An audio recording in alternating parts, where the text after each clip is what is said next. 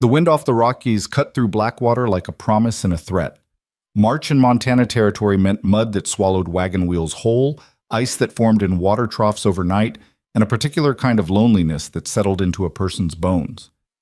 Eliza Hart stood behind the counter of Morrow's general store, her hands dusted with flour from the morning's baking, watching that wind rattle the windows. She'd been up since 4.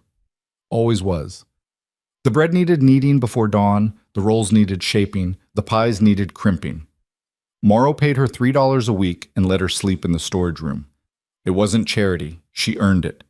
Her Parker House rolls brought customers from 2 towns over, and everyone knew it. More of them butter biscuits today? Old Jim Whelan shuffled in, smelling like tobacco and horses. Made a double batch. Eliza wrapped 6 in brown paper. That'll be 15 cents. He counted out the coins slowly. Arthritis had twisted his fingers into claws. You're too good for this place, Miss Hart. Someone ought to marry you proper. She smiled the way she'd learned to smile. Pleasant, distant, final. I do fine on my own, Mr. Whelan. After he left, she swept flour from the counter and tried not to think about the fact that she was 26 years old and living in a storage room. That she'd been in Blackwater for 8 months and hadn't made a single friend. That the women at church looked through her like glass, and the men looked at her in ways that made her check the lock on her door twice. The bell jangled. Eliza, you seen this? Sarah Pritchard burst in, waving a piece of paper. Behind her came Mary Chen and Constance Wells, all 3 of them red-faced and breathless. Seen what? This, Sarah slapped the notice on the counter. Posted at the land office this morning. Rhett Callahan is looking for a wife. Eliza picked it up. The paper was good quality, the handwriting precise. Notice, man of property seeks wife. Must be strong, honest, and willing to work. No drunkards, no gossips, no fragile temperaments. Life will be hard, but fair. Compensation, security, respect, share in all holdings, serious inquiries only. R. Callahan. Callahan Ranch, North Boundary. Can you believe it? Mary's voice dripped with scandalized delight. Like ordering a plow from a catalog. Who'd answer that? Constance wrinkled her nose. Everyone knows Rhett Callahan. He's a brute. Huge and mean and doesn't talk to anyone. He killed a man once, Sarah added, lowering her voice. Beat him to death with his bare hands. That was self-defense, Eliza said quietly. The man drew on him first. 3 pairs of eyes swiveled toward her. How do you know that? Sarah's tone sharpened. I heard Sheriff Dawson talking about it. Eliza kept her voice neutral. It was ruled lawful. Well, Sarah snatched the paper back. Lawful or not, the man's a savage. Lives up there alone like some kind of hermit. Got a ranch bigger than anyone's and works it himself because no one will work for him. Why won't anyone work for him? Eliza asked. Because he's terrifying, Mary said, as if explaining to a child. 6.5 feet tall, built like a bull, barely says 10 words a month. He comes to town for supplies, maybe 4 times a year, gets what he needs and leaves. Doesn't drink, doesn't gamble, doesn't go to church. Sounds like he minds his own business, Eliza said. Constance laughed. You defending him? You've never even met him.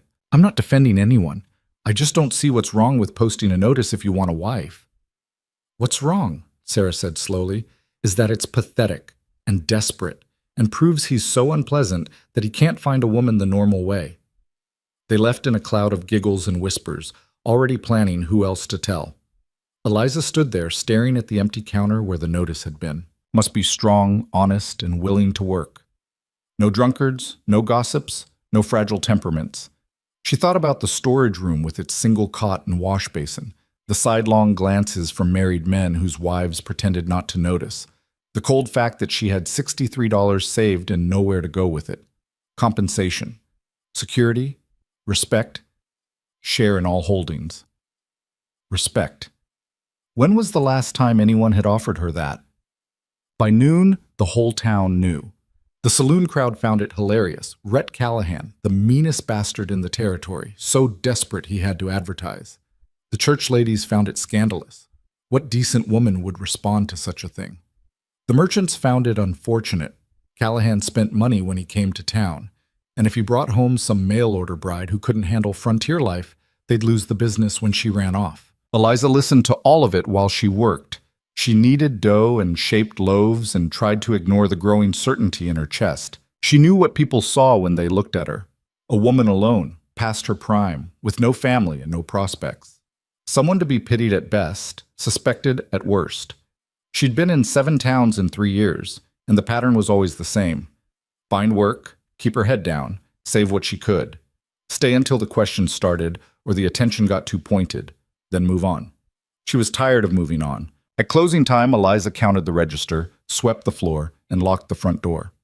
Then she went to the storage room, sat on her cot, and pulled out the small wooden box she kept under the floorboard. Inside, her savings, a deed to land in Kansas she'd never seen, a silver locket she couldn't pawn because it was the only thing left from before, and a folded newspaper clipping she'd carried for 2 years. She didn't unfold it. Didn't need to. She had it memorized. Woman sought in fraud investigation. She closed the box and pushed it back under the floor. Then she pulled out a sheet of paper and began to write. The ride to Callahan Ranch took 4 hours. Eliza left before dawn, telling Morrow she needed a day for personal business. She'd borrowed a horse from the livery, told them she was visiting a sick friend north of town, and paid double to ensure they wouldn't ask questions. The directions were simple. North Road to the Fork, West Trail to the boundary markers, then follow the creek until the valley opened up. She'd never been this far from town. The land changed as she rode, the scrub and sagebrush giving way to pine forests, the air getting colder and cleaner. Mountains rose in the distance, still snow-capped in March. It was beautiful in a harsh and different way. The valley appeared suddenly, spreading out below her like something from a painting. Grassland, water, timber, and in the middle, a ranch. Not some rough homestead, an actual working ranch. Corrals, outbuildings, a barn that could house 20 horses. The main house was solid timber, 2 stories with a wide porch and stone chimney. Smoke rose from the chimney in a straight line. Someone was home. Eliza's hands tightened on the reins. She'd rehearsed this a dozen times in her head, but now that she was here, the words evaporated. What was she doing? She didn't know this man. Didn't know anything except rumors and a carefully worded notice. Turn around, her mind whispered. Ride back to town. This is insane. But she'd spent 3 years running from insanity. Maybe it was time to run toward something instead. She rode down into the valley. Rhett Callahan was shoeing a horse when he heard hoofbeats. He didn't look up immediately, just finished the nail he was driving, checked the fit, and set the hoof down gently. The gelding snorted and shifted. Easy. Rhett's voice was low, calm. The horse settled. Only then did he turn. A woman sat on a borrowed livery horse at the edge of his yard. Small-framed, dark hair pulled back, dressed practically in a split riding skirt and wool coat. She wasn't young, late 20s maybe, but she sat straight in the saddle and her eyes were steady. He knew who she was. The baker from Morrow's store. He'd seen her twice, both times from a distance. Noticed because she didn't stare or whisper when he came to town. Just kept working. Miss Hart. He didn't make it a question. Mr. Callahan. Her voice was quieter than he expected, but clear. I came about your notice. For a long moment, neither of them spoke. A crow called from the pine trees. The creek burbled somewhere out of sight. You read it? He asked finally. Yes. Understand what it says? I think so. You think so? He wiped his hands on a rag, considering her. Let me be clear then. I'm not looking for romance, not looking for someone to decorate a house or pour tea. I need a partner. Someone who can work, who won't break under pressure, who says what she means. That's what I'm offering in return. Partnership, not a fairy tale. I'm not looking for a fairy tale, Mr. Callahan. What are you looking for? She met his eyes. A place to stop running. Something in those words hit him sideways. He studied her more carefully. She looked tired, not physically, but in the deeper way. The way people looked when they'd been fighting too long. Running from what? He asked. Does it matter? Might. The law? No. He believed her. Couldn't say why, but he did. Disappointed someone, she continued. Made choices people didn't approve of. Got tired of explaining myself. People in town talk about me, he said bluntly. Say I'm mean, dangerous, killed a man. I heard. Doesn't bother you? You posted a notice instead of just taking what you wanted. That tells me something. He almost smiled. Almost. Come inside. I'll make coffee. The house was cleaner than she expected. Sparse, but well maintained. A kitchen with a good stove, a table and chairs, a sitting area with books on a shelf. Upstairs she could see doors, bedrooms probably. Everything was built to scale for a very large man. The doorways were tall, the furniture solid. Rhett moved through the space carefully, aware of his size in a way that suggested he'd learned to be careful around things that could break. He poured coffee from a pot on the stove. Milk? Black's fine. They sat across from each other at the table. The silence stretched, but it wasn't uncomfortable. Why'd you post the notice? Eliza asked finally. Because I'm tired of being alone. Direct. No shame in it.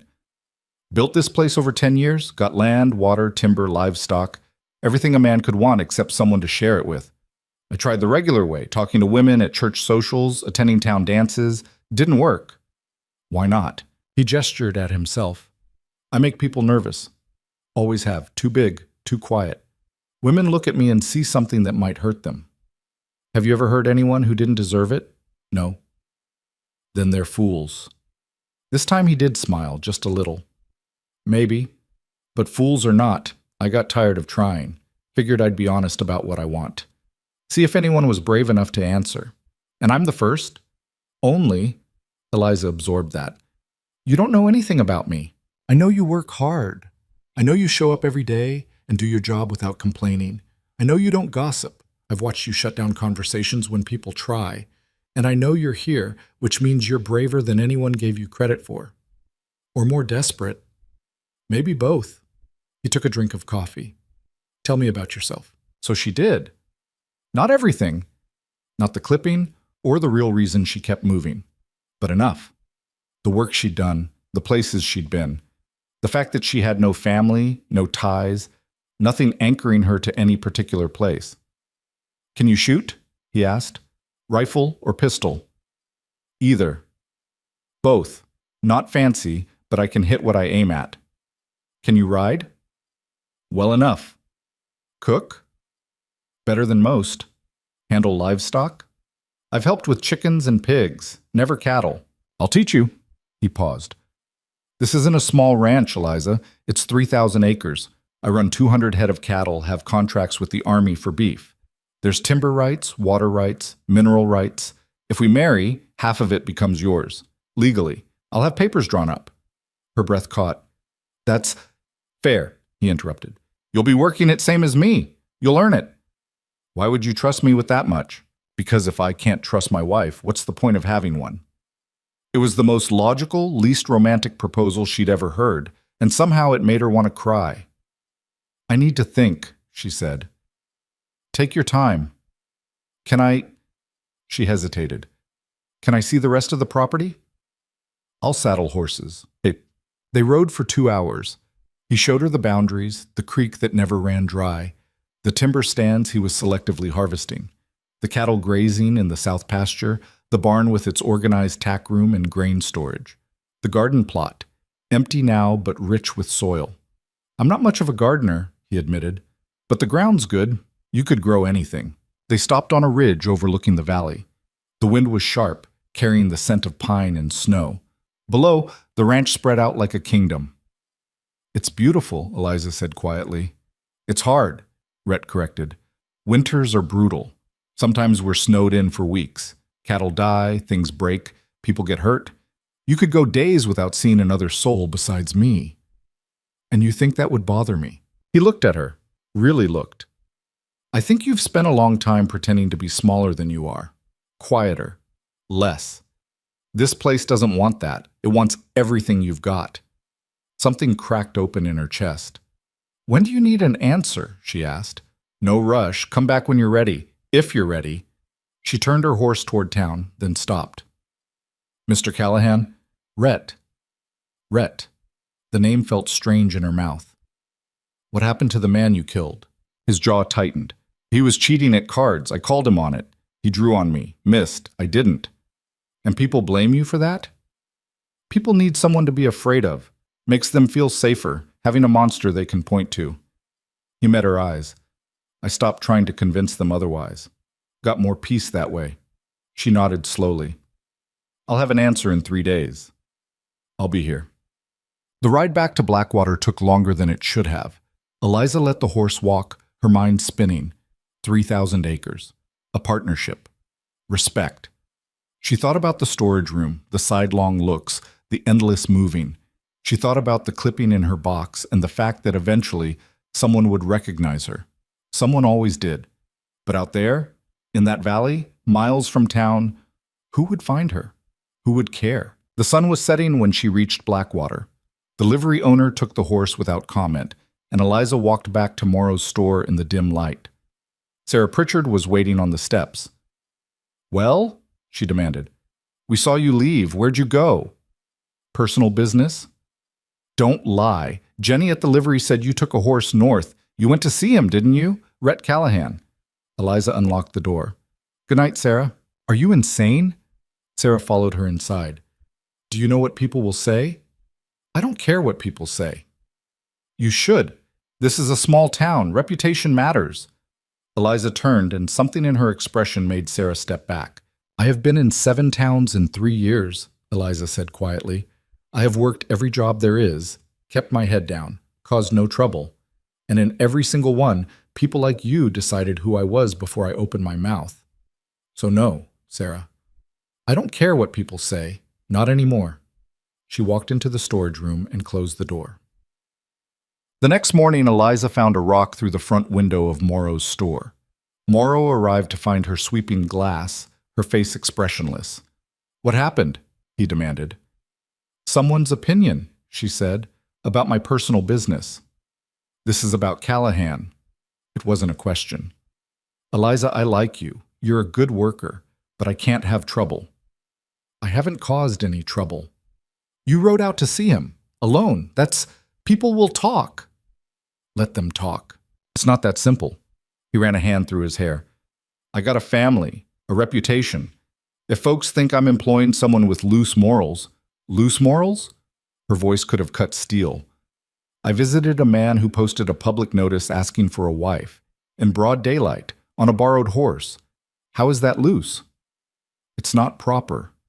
Neither is throwing rocks through windows. They stared at each other. I'm sorry, Morrow said finally, but I need you to leave. You're firing me? I'm giving you a week's pay and a good reference, but yes. Eliza set down the broom. I'll be out by tonight. She packed her things in an hour. The wooden box, the few clothes she owned, her savings, stood in the empty storage room and felt nothing. No. That was wrong. She felt relief. She walked to the telegraph office and sent a message. R. Callahan. Callahan. Ranch stop answer is yes, stop E, heart. Then she sat in the boarding house lobby and waited.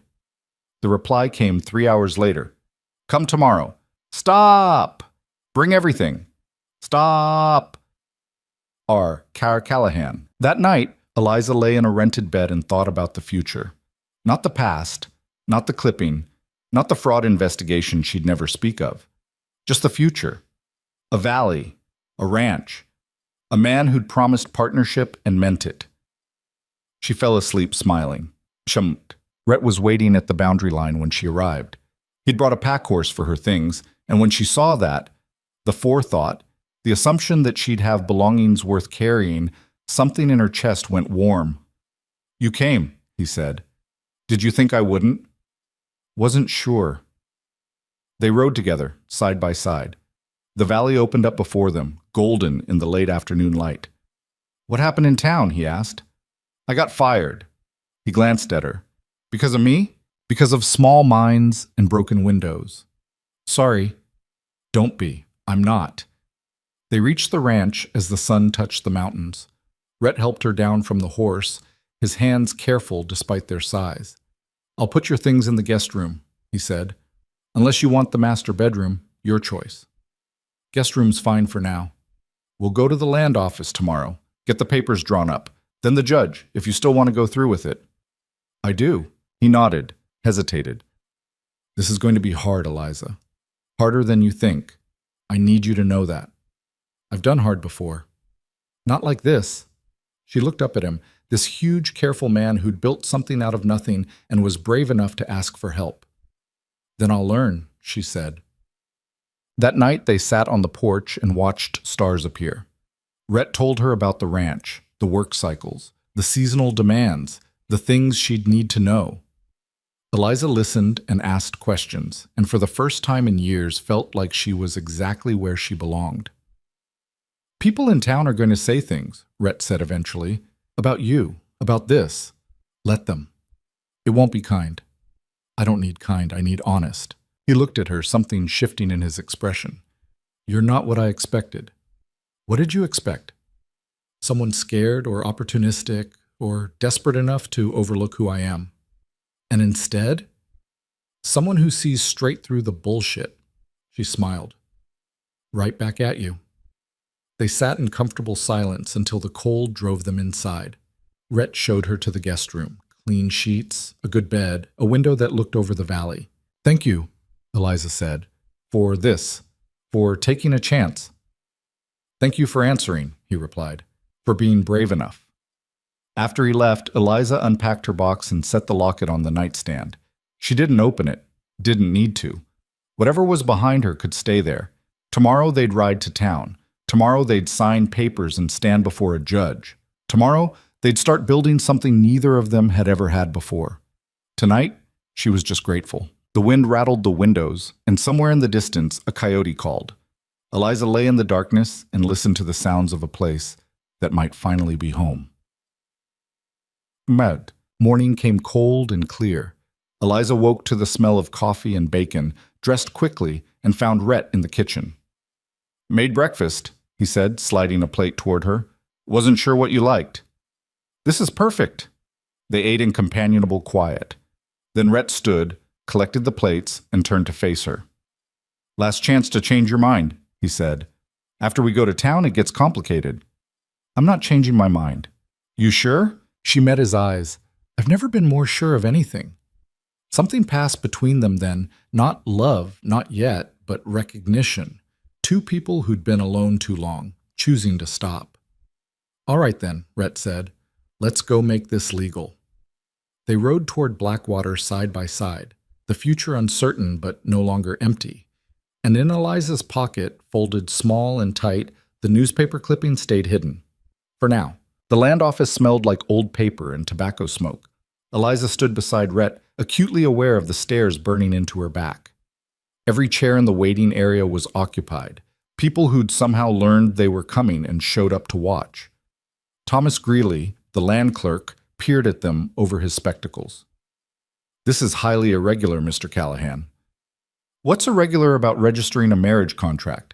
Rhett's voice was level, but Eliza heard the edge underneath. Nothing, technically, but the terms you're proposing, Greeley tapped the papers Rhett had drafted.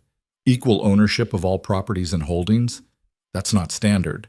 Most men retain, I'm not most men. Rhett leaned forward slightly, just enough to make Greeley's chair creak as he pressed back. Are the documents legal or not? They're legal. Greeley's Adam's apple bobbed. Just unusual. Then file them. Behind them, someone whispered. Eliza didn't turn around. She'd learned years ago that looking only encouraged them. Greeley produced a ledger, dipped his pen, and began writing. The scratch of nib on paper filled the silence. When he finished, he rotated the book toward them. Sign here, both of you. Rhett signed first, his handwriting surprisingly elegant for hands that size. Then he offered the pen to Eliza. She hesitated. Once she signed, it was real. Binding, no going back. Her hand moved almost of its own accord. Eliza Jane Hart. Witnessed and recorded, Greeley said, blotting the page. You'll need Judge Morrison for the actual marriage. His office is across the square. They stepped out into cold sunshine. The crowd that had gathered in the land office spilled onto the street, following at a distance. Eliza felt their eyes like insects crawling on her skin. You all right? Rhett asked quietly. Fine. You don't look fine. I'm not used to being a spectacle. Get used to it. They'll watch us for weeks. He glanced back at the crowd. Waiting for one of us to break. Prove them right. And if we don't, then they'll find something else to talk about. Eventually. Judge Morrison's office occupied the second floor of the courthouse. The judge himself was a compact man in his 60s, with sharp eyes and ink-stained fingers. He looked up when they entered, then slowly removed his reading glasses. Rhett Callahan, been a while. Judge. Heard you were looking for a wife, didn't quite believe it. Morrison's gaze shifted to Eliza. And you are? Eliza Hart. The baker from Morrow's. He gestured to chairs. Sit. Both of you. Eliza sat.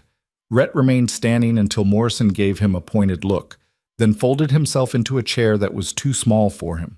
You understand what you're doing, Morrison addressed Eliza directly. Marriage is a legal contract, binding, not something to enter into lightly. I understand. Do you?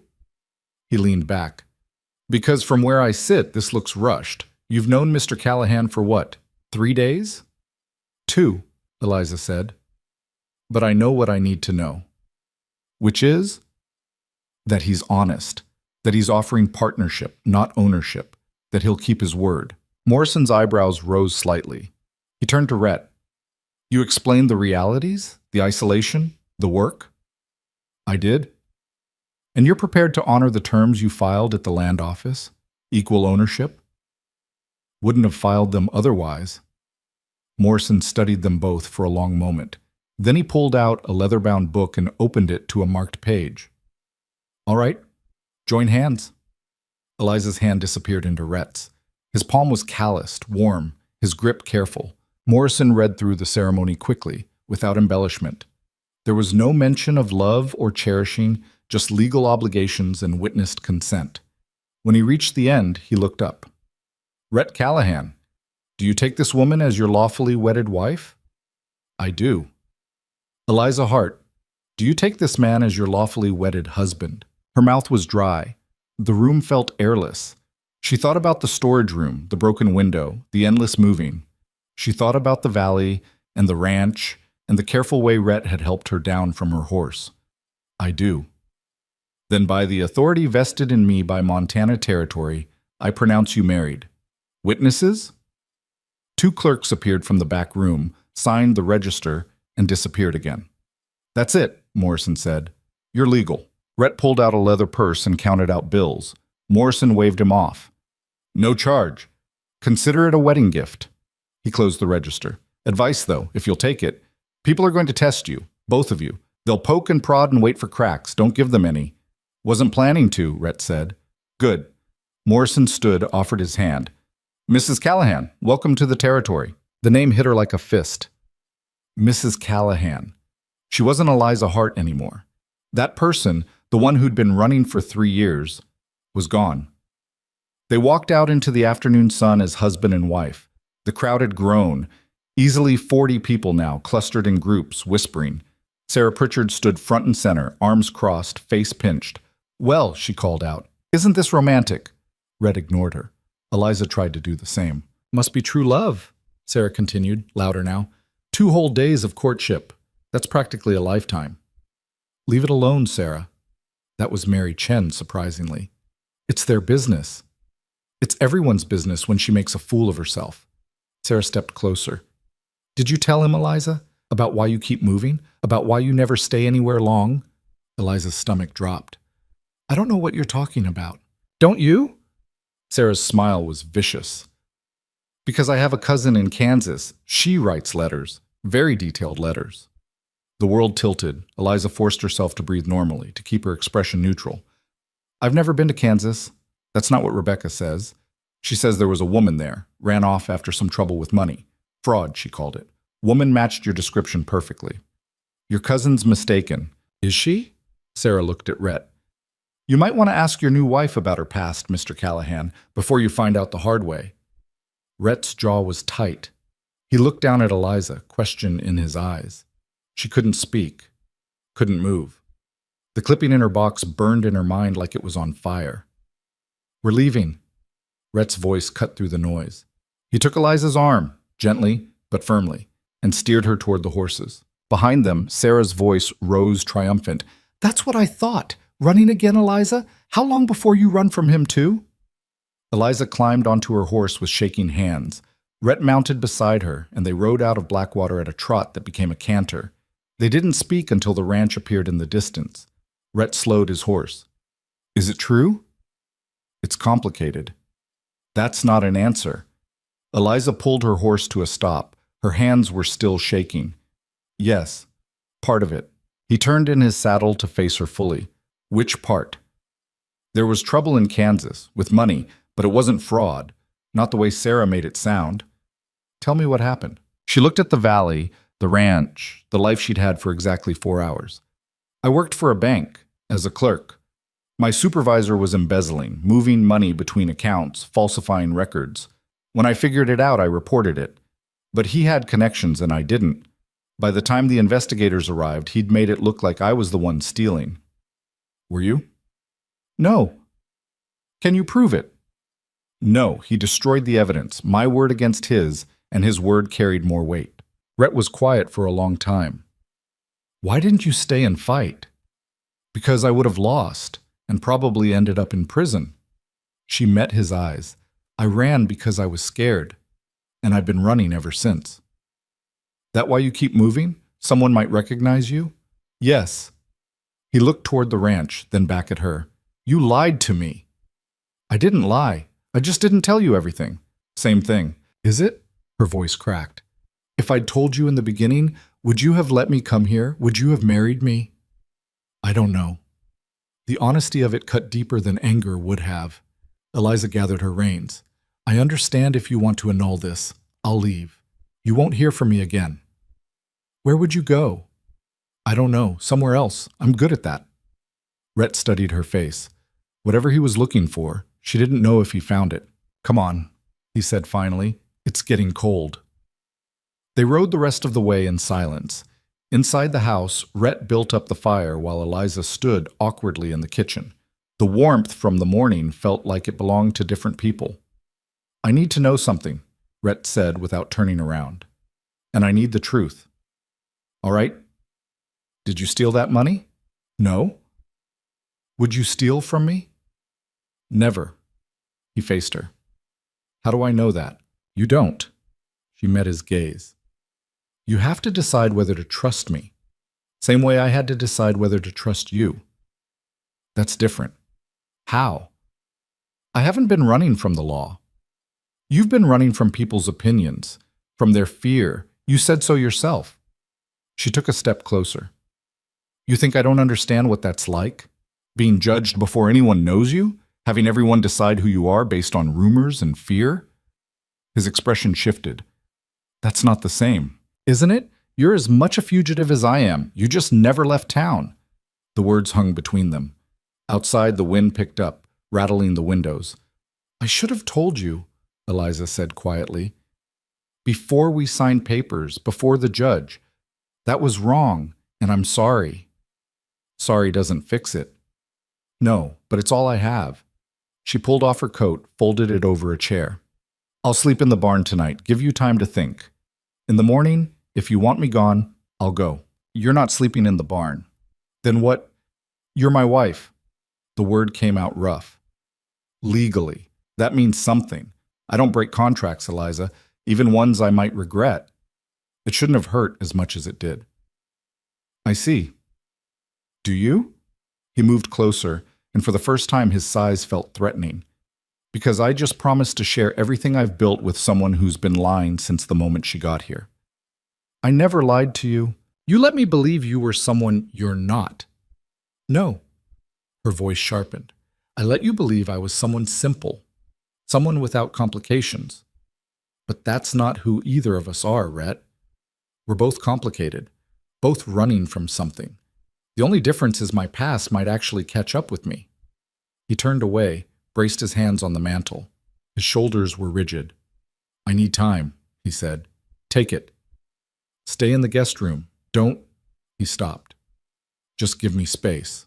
Eliza climbed the stairs on legs that felt like wood. In the guest room, she closed the door and leaned against it, eyes burning. What had she expected? That honesty would fix everything? That he'd understand and forgive and they'd move forward like nothing happened? She'd gambled everything on a man she barely knew, and now she was learning the price.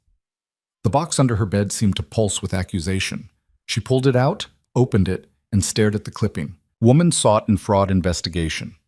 Eliza Jane Hart, former employee of First National Bank of Topeka, wanted for questioning regarding. She'd memorized every word years ago. They didn't get less damning with time. A knock on the door made her jump. She shoved the box back under the bed. Yes? Rhett's voice came through the wood. There's stew on the stove. You should eat. I'm not hungry. Silence. Then footsteps retreating down the hall. Eliza lay on the bed and stared at the ceiling until dark came. Sometime after midnight, she woke to sounds from downstairs. Footsteps. The clink of glass. She crept to the door and listened. Rhett was pacing. She could hear the floorboards creak under his weight, the rhythm of someone working through a problem. She almost went down, almost knocked and tried to explain better. But what more could she say? Instead, she climbed back into bed and waited for morning. Dawn came gray and cold. Eliza dressed, braided her hair, and went downstairs expecting to find Rhett waiting with an ultimatum. The kitchen was empty. A note sat on the table in his precise handwriting. Gone to check the north fence. Back by afternoon. Coffee's hot. She poured a cup and sat at the table, trying to figure out what the note meant. Was he avoiding her, giving them both space, or just doing the work that needed doing regardless of personal drama? The house felt enormous around her. She washed the few dishes in the sink, swept the floor, wiped down surfaces that were already clean, trying to be useful, trying to prove something to a man who wasn't there to see it. By noon, she couldn't stand the waiting anymore. She pulled on her coat and went outside. The ranch looked different in daylight, without Rhett to guide her. Bigger. More complex. She walked to the barn where half a dozen horses turned to watch her approach. Hey! She offered her hand to a gray mare. I'm Eliza. We met yesterday, but you probably don't remember. The mare sniffed her palm, found nothing interesting, and turned away. Fair enough. She explored the barn properly. The tack room with its organized rows of saddles and bridles, the feed room with its neat barrels, the workshop with tools hanging on pegboards. Everything had a place. Everything was maintained. It was the barn of someone who cared. Someone who built things meant to last. She was examining a hand-carved bridle hook when hoofbeats announced Rhett's return. She stepped out into the yard as he dismounted. Fence is fixed, he said without preamble.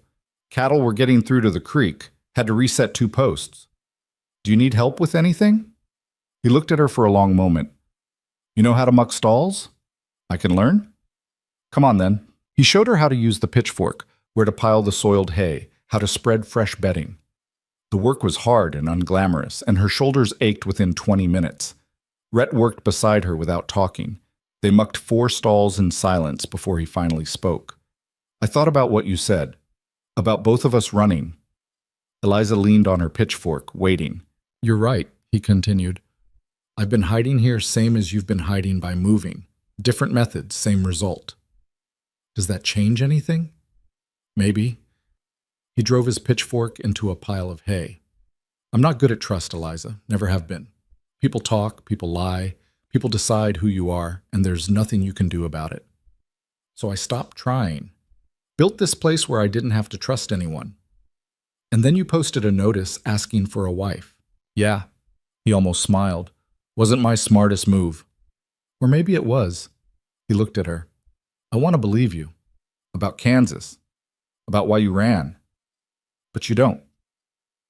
But I can't verify it. Can't prove it one way or the other, so I have to choose. And I'm choosing to trust you. He held up a hand before she could speak. Not because I'm sure. Because I'm not. But because if I can't trust my wife, then nothing else matters. This whole thing falls apart. Relief flooded through her so hard she had to grip the pitchfork to stay upright. Thank you. Don't thank me yet. Trust works both ways, Eliza. I'm trusting you with this ranch, with everything I've built. You need to trust me back. I do. Prove it. Tell me something you haven't told anyone else. She hesitated. The clipping flashed in her mind, but there were other things, smaller things, true things. The man in Kansas, she said slowly. My supervisor. His name was Richard Vaughn. He was married, had 3 children. Everyone loved him. He donated to the church, sponsored orphans, gave speeches about civic duty. And he offered to help me when I first started at the bank, said I showed promise, invited me to dinners at his house, introduced me to his wife. I thought he was being kind. Rhett's expression darkened. What did he do? Started making suggestions about my appearance, my clothes. Then the suggestions became demands, private meetings, locked doors. She forced herself to keep talking. I refused, reported it to his superior. 3 days later, the investigation started. Into me. He set you up. He protected himself. I was expendable. Rhett was quiet for a long time. When he spoke, his voice was low and dangerous. Is he still in Kansas? I don't know. I haven't looked back. If he ever comes here, he won't. Men like him don't follow women like me. They just destroy us and move on. The words tasted like ash. Eliza went back to mucking the stall, needing the physical work to ground her. Rhett worked beside her. After a while, he said, I believe you. Why? Because that story didn't make you look good. You could have left that part out, made yourself the perfect victim, but you didn't. I'm not a perfect anything. Neither am I. He dumped a load of soiled hay into the wheelbarrow. But maybe we can be imperfect together. Something in Eliza's chest loosened. Not all the way. There was still the clipping, still the fact that Sarah Pritchard's cousin might write more letters, still the possibility that everything could collapse. But for now, in this barn, mucking stalls beside a man who'd chosen to trust her, it was enough. They worked until dusk, then washed up at the pump and went inside. Rhett made supper, venison steaks, fried potatoes, canned beans, simple food, well cooked. Tomorrow, he said over dinner, I'll start teaching you the ranch, cattle handling, fence repair, water management. It'll take months to learn everything, but we've got time. What about the house? What about it? Cooking, cleaning, that sort of thing? He shrugged. We'll split it. I can cook, you can cook. I can clean, you can clean. We both live here. That's not very traditional. When have either of us been traditional? She smiled despite herself. Fair point. After dinner, they sat by the fire. Rhett read from a book about cattle breeding. Eliza mended a tear in her riding skirt. The silence between them felt different now, less fraught, more settled. Can I ask you something? Eliza said eventually. Go ahead. Why did you really post that notice? The truth. He closed his book. I told you, I was lonely. There's more to it than that. He stared into the fire. My parents died when I was 16. Cholera. I inherited this land, 500 acres back then, and spent the next 10 years building it up. Every spare cent went into cattle, fencing, building. I didn't have time for courting or socializing. And then I woke up one day and realized I was 32 years old and completely alone. I'd built something worth having, but there was no one to share it with, no one to pass it to. He looked at her. I didn't want to die alone in this house. Didn't want everything I'd worked for to just disappear. So you wanted children? Eventually, maybe. But mostly I just wanted a partner, someone to talk to at the end of the day, someone who'd remember me when I'm gone. The honesty of it took her breath away. I'll remember you. Yeah? His voice was rough. Even if this doesn't work out? Even then. They sat in silence until the fire burned down to embers. Then Rhett stood, stretched, and headed for the stairs. At the landing, he paused. Eliza? Yes? I'm glad you answered the notice. So am I. He nodded once and disappeared down the hall. Eliza stayed by the fire a while longer, watching the embers glow and fade. Tomorrow would bring new challenges, learning the ranch, proving herself, keeping Sarah Pritchard's suspicions from spreading. But tonight, she had a home. A husband who'd chosen to trust her despite every reason not to. It was more than she'd had in years. She climbed the stairs to the guest room, changed into her nightgown, and slid between clean sheets. Outside, an owl called. The house settled with creaks and groans, and somewhere in town she knew Sarah Pritchard was writing letters. But that was a problem for tomorrow.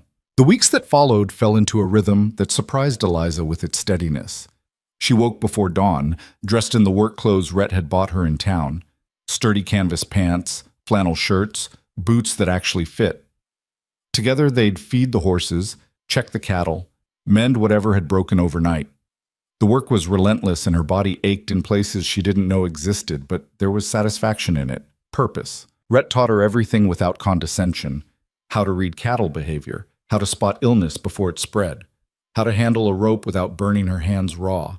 When she failed, and she failed often those first weeks, he simply showed her again. "You're picking this up faster than I expected," he said one morning as she successfully separated a calf from the herd for inspection. "Had good motivation to learn." "Which is?" "Not looking incompetent in front of my husband." He almost smiled. "You're doing fine." Fine wasn't great, but it was honest. Eliza would take honest over flattery any day. They still slept in separate rooms. Neither of them mentioned it. The marriage was legal on paper, a partnership in practice. But whatever else it might become remained unspoken. Some nights Eliza would lie awake and wonder if Rhett regretted it, the rushed wedding, the complications she'd brought. But in the morning, he'd be in the kitchen making coffee, and they'd start another day of work, and the wondering would fade. 3 weeks after the wedding, they rode into Blackwater for supplies. Eliza had suggested going alone, but Rhett refused. "We go together," he said. "Show them we're solid." "Are we?" He looked at her. "Getting there." The town felt hostile the moment they arrived. Conversation stopped when they passed. Women crossed the street to avoid them. In Morrow's store, where a new clerk had replaced Eliza, the man refused to make eye contact while he tallied their order. "That'll be $18, he muttered. Rhett counted out the money. "Heard you got a new shipment of nails. Need 3 boxes of the 4-inch. "Out of stock." "Jenkins across the street says you got them yesterday." The clerk's face reddened. "Must have sold out." "Must have." Rhett's voice was flat. He picked up their supplies. "Come on, Eliza." Outside, she stopped him. "Why didn't you push back? You know he was lying. What's the point? He'd just lie more." Rhett loaded the supplies into the wagon. "People here made up their minds about us. Nothing we do will change that. So we just accept it? We outlast it. Eventually something more interesting will happen, and they'll move on." But as they loaded the last of the supplies, Sheriff Dawson approached. He was a weathered man in his 50s with gray in his beard and eyes that missed nothing. "Rhett, Mrs. Callahan." "Sheriff, got a minute?" They followed him to the shade of the livery stable. Dawson pulled out a piece of paper, unfolded it carefully. "This came through 2 days ago. Telegraph from Kansas, Marshal's office." Eliza's blood turned to ice. "They're looking for a woman named Eliza Jane Hart, wanted for questioning in a fraud case from 3 years back." Dawson's eyes settled on her. "You wouldn't happen to know anything about that, would you, Mrs. Callahan?" Her mouth was too dry to speak. Beside her, Rhett had gone very still. "What's the charge?" Rhett asked. "Embezzlement. $20,000 from First National Bank of Topeka." Dawson refolded the paper. "Says she was a clerk there. Disappeared before they could question her properly." "I didn't steal anything," Eliza managed. "That's so." "Yes?" "Then why'd you run?" "Because staying would have meant prison for a crime I didn't commit." Dawson studied her. "That's convenient." "It's the truth." "Truth is, I got a legal inquiry here. Says to detain you if found and contact the Kansas Marshal." He shifted his weight. "Now I could do that. Wire them back, hold you until they send someone to collect you. That'd be by the book." "But," Rhett's voice was dangerous, "but I've known you 10 years, Rhett. You've never given me a moment's trouble. Pay your taxes, follow the law, keep to yourself. So I'm inclined to give you the benefit of the doubt." He looked at Eliza. "Here's what's going to happen. I'm going to wire Kansas that the inquiry came to nothing. No one by that name in Blackwater. But Mrs. Callahan, you need to understand, if anyone else makes the connection, if this comes back on me, I won't be able to help you." "Why are you helping now?" Eliza asked. "Because I don't like the smell of this. $20,000 is a lot of money. If you'd really stolen that much, you wouldn't be living on a ranch mucking stalls. You'd be in San Francisco or Denver living high." He tucked the paper away. "Also, Sarah Pritchard's been in my office every other day demanding I investigate you. When Sarah wants something that bad, it usually means she's wrong." Despite everything, Eliza almost laughed. Thank you, Sheriff, Rhett said. Don't thank me. Just keep your heads down. And Mrs. Callahan, if you really are innocent, you might want to think about clearing your name. Running only works for so long. They left town quickly after that. Neither spoke until they were miles away, the ranch visible in the distance. You should have told me it was 20,000, Rhett said finally. Would it have mattered? Yeah. Makes it harder to believe you're innocent. Eliza's hands tightened on the reins. I had access to the accounts. Richard, my supervisor, knew that. When he needed someone to blame, I was perfect. Young, no family, no connections. Easy target. How'd he take the money? Created false accounts. Moved money in small amounts over 2 years.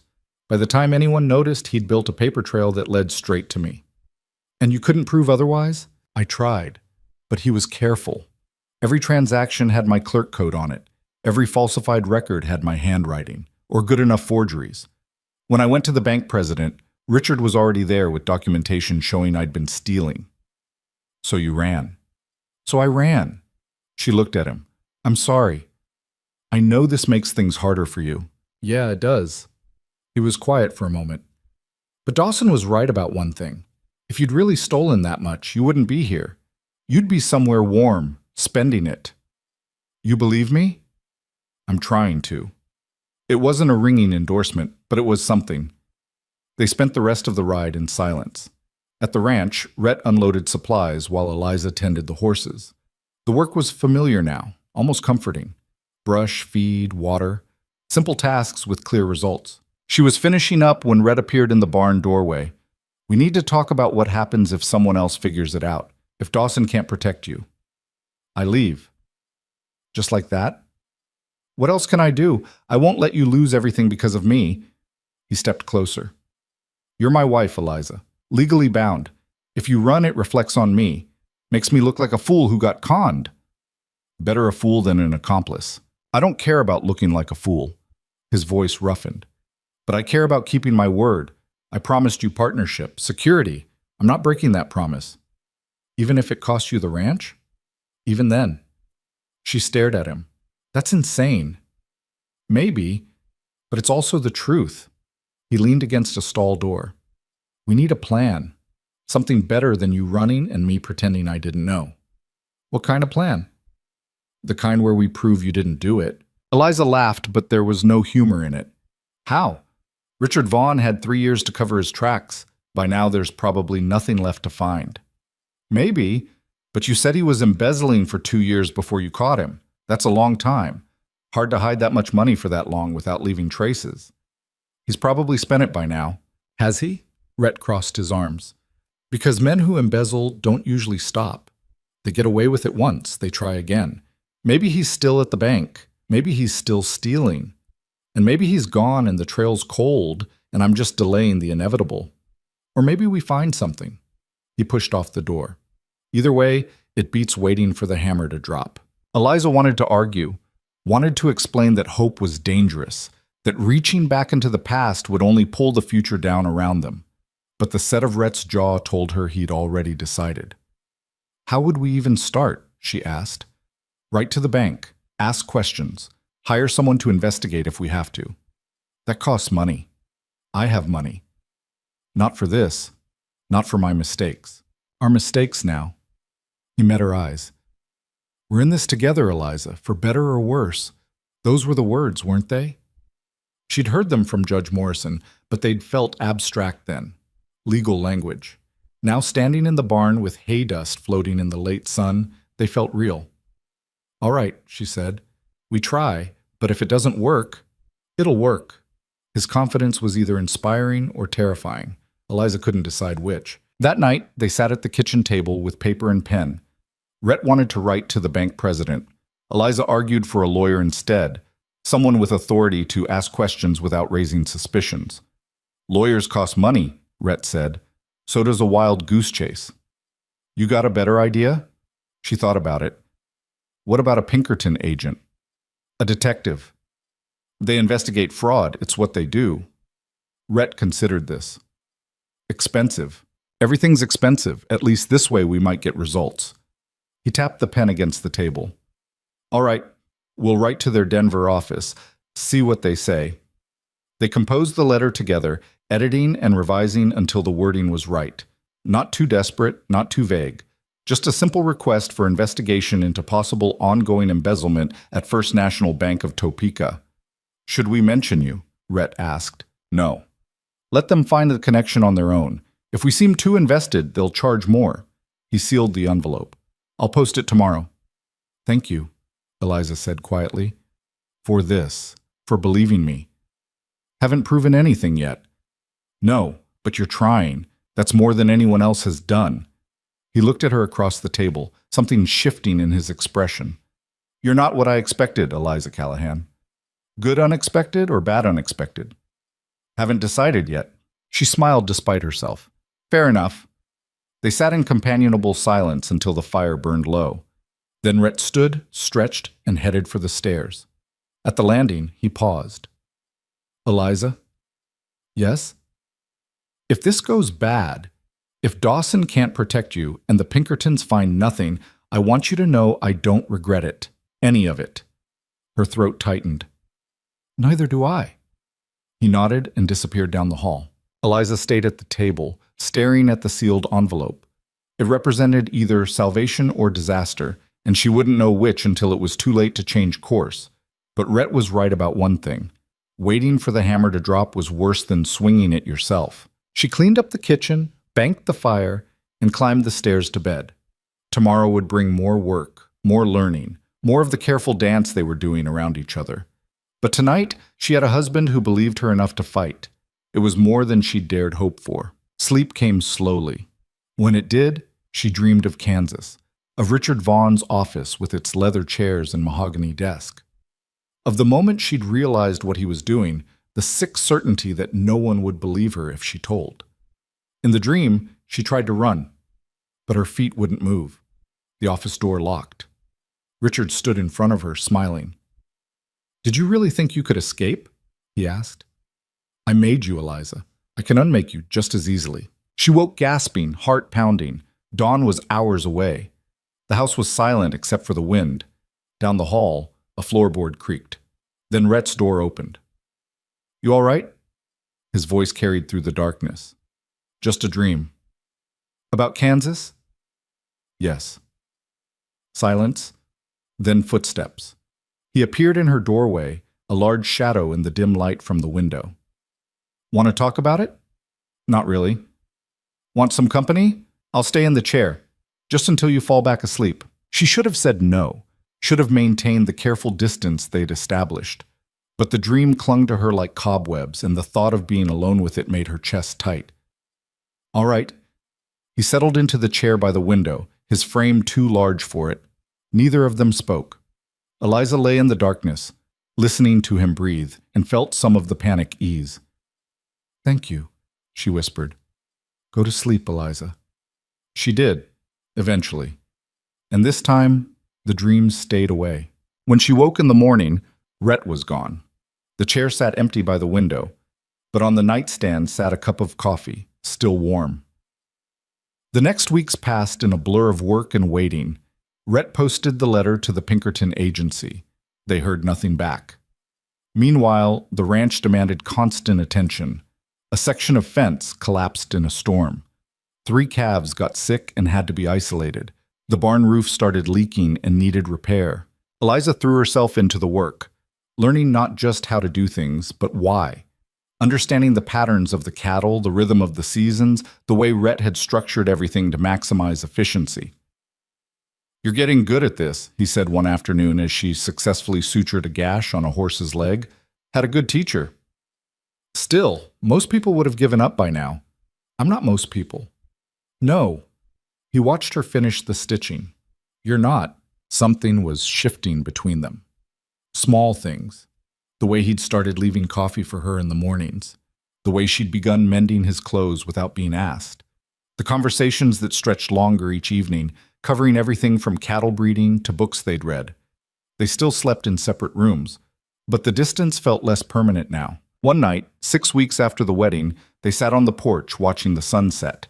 Rhett had brought out a bottle of whiskey. Good stuff, not the rot gut from town. Special occasion? Eliza asked. Not really, just felt like it. He poured 2 glasses, handed her one. To surviving 6 weeks. Is that an accomplishment? For 2 people who barely knew each other? Yeah. She clinked her glass against his. The whiskey burned going down, warm and sharp. Can I ask you something? Rhett said after a while. Go ahead. The locket you keep on your nightstand. You never open it. Why? Eliza's hand went unconsciously to her throat, though she wasn't wearing it. It's from before. Before what? Before everything went wrong, before Kansas, before running, when I still thought the world made sense. What's inside? A photograph. My parents. They dead? Yes. Fever took them when I was 19, left me with nothing but that locket and some debts. She took another sip. I worked for 2 years to pay those debts. That's how I ended up at the bank. They were hiring clerks, and I needed steady work. That's when you met Vaughn. Yes. Rhett was quiet. Then, you ever think about what you would have done if none of that happened? If you'd paid the debts and just kept working? Sometimes. Probably would have married some shopkeeper. Had a few kids. Lived a quiet life. Would you have been happy? I don't know. Maybe. I didn't think much about happiness back then. Just survival. And now? She looked at him. Now I think about both. His expression was unreadable in the fading light. That's something, I guess. They finished the whiskey in silence. When Eliza stood to go inside, Rhett caught her hand. I'm glad you answered the notice, he said. You said that before. Saying it again, in case you forgot. She squeezed his hand. I didn't forget. Inside, she climbed the stairs with warmth in her chest that had nothing to do with whiskey. Things weren't perfect. The threat from Kansas still hung over them, and they were still navigating what their marriage actually meant. But for the first time in years, Eliza felt like she was building something instead of running from something. The difference mattered. 2 days later, the letter came. Rhett brought it back from town, his expression tight. Eliza was in the garden. She'd started planting, despite it being early, and looked up when she heard the horse. Pinkerton Agency, he said, dismounting.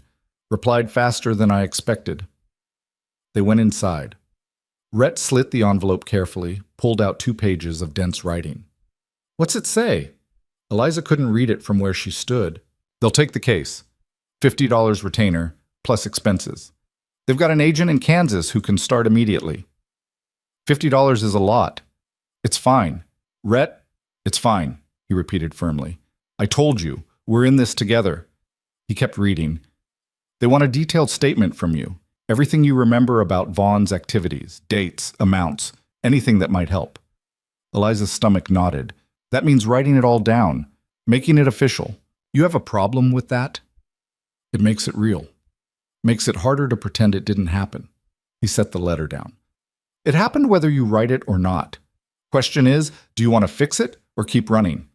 She knew he was right, had known it since Dawson showed them the telegraph. Running had bought her time, but time eventually ran out. All right, she said. I'll write it. It took 3 days to compose the statement. Eliza sat at the kitchen table for hours, reconstructing everything she could remember. Account numbers, transaction dates, the pattern of Vaughn's absences from the office. Every detail felt like reopening a wound, but she forced herself to continue. Rhett read it when she finished, his expression growing darker with each page. He really did set you up perfectly, he said finally. I told you. Reading it is different than hearing it.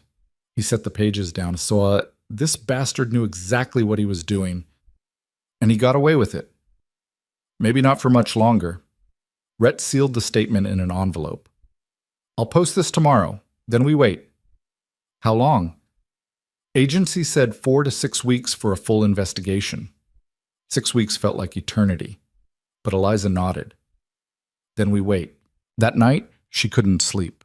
She kept thinking about what would happen if the Pinkertons found nothing, if Vaughn had covered his tracks too well, or if he'd left the bank, or if the whole investigation dead-ended.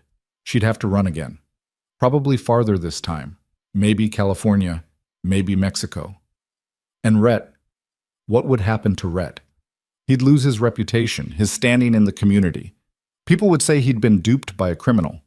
He'd be humiliated. The thought made her sick. Around midnight, she gave up on sleep and went downstairs. Rhett was already there, standing by the window with a glass of whiskey. "Can't sleep either?"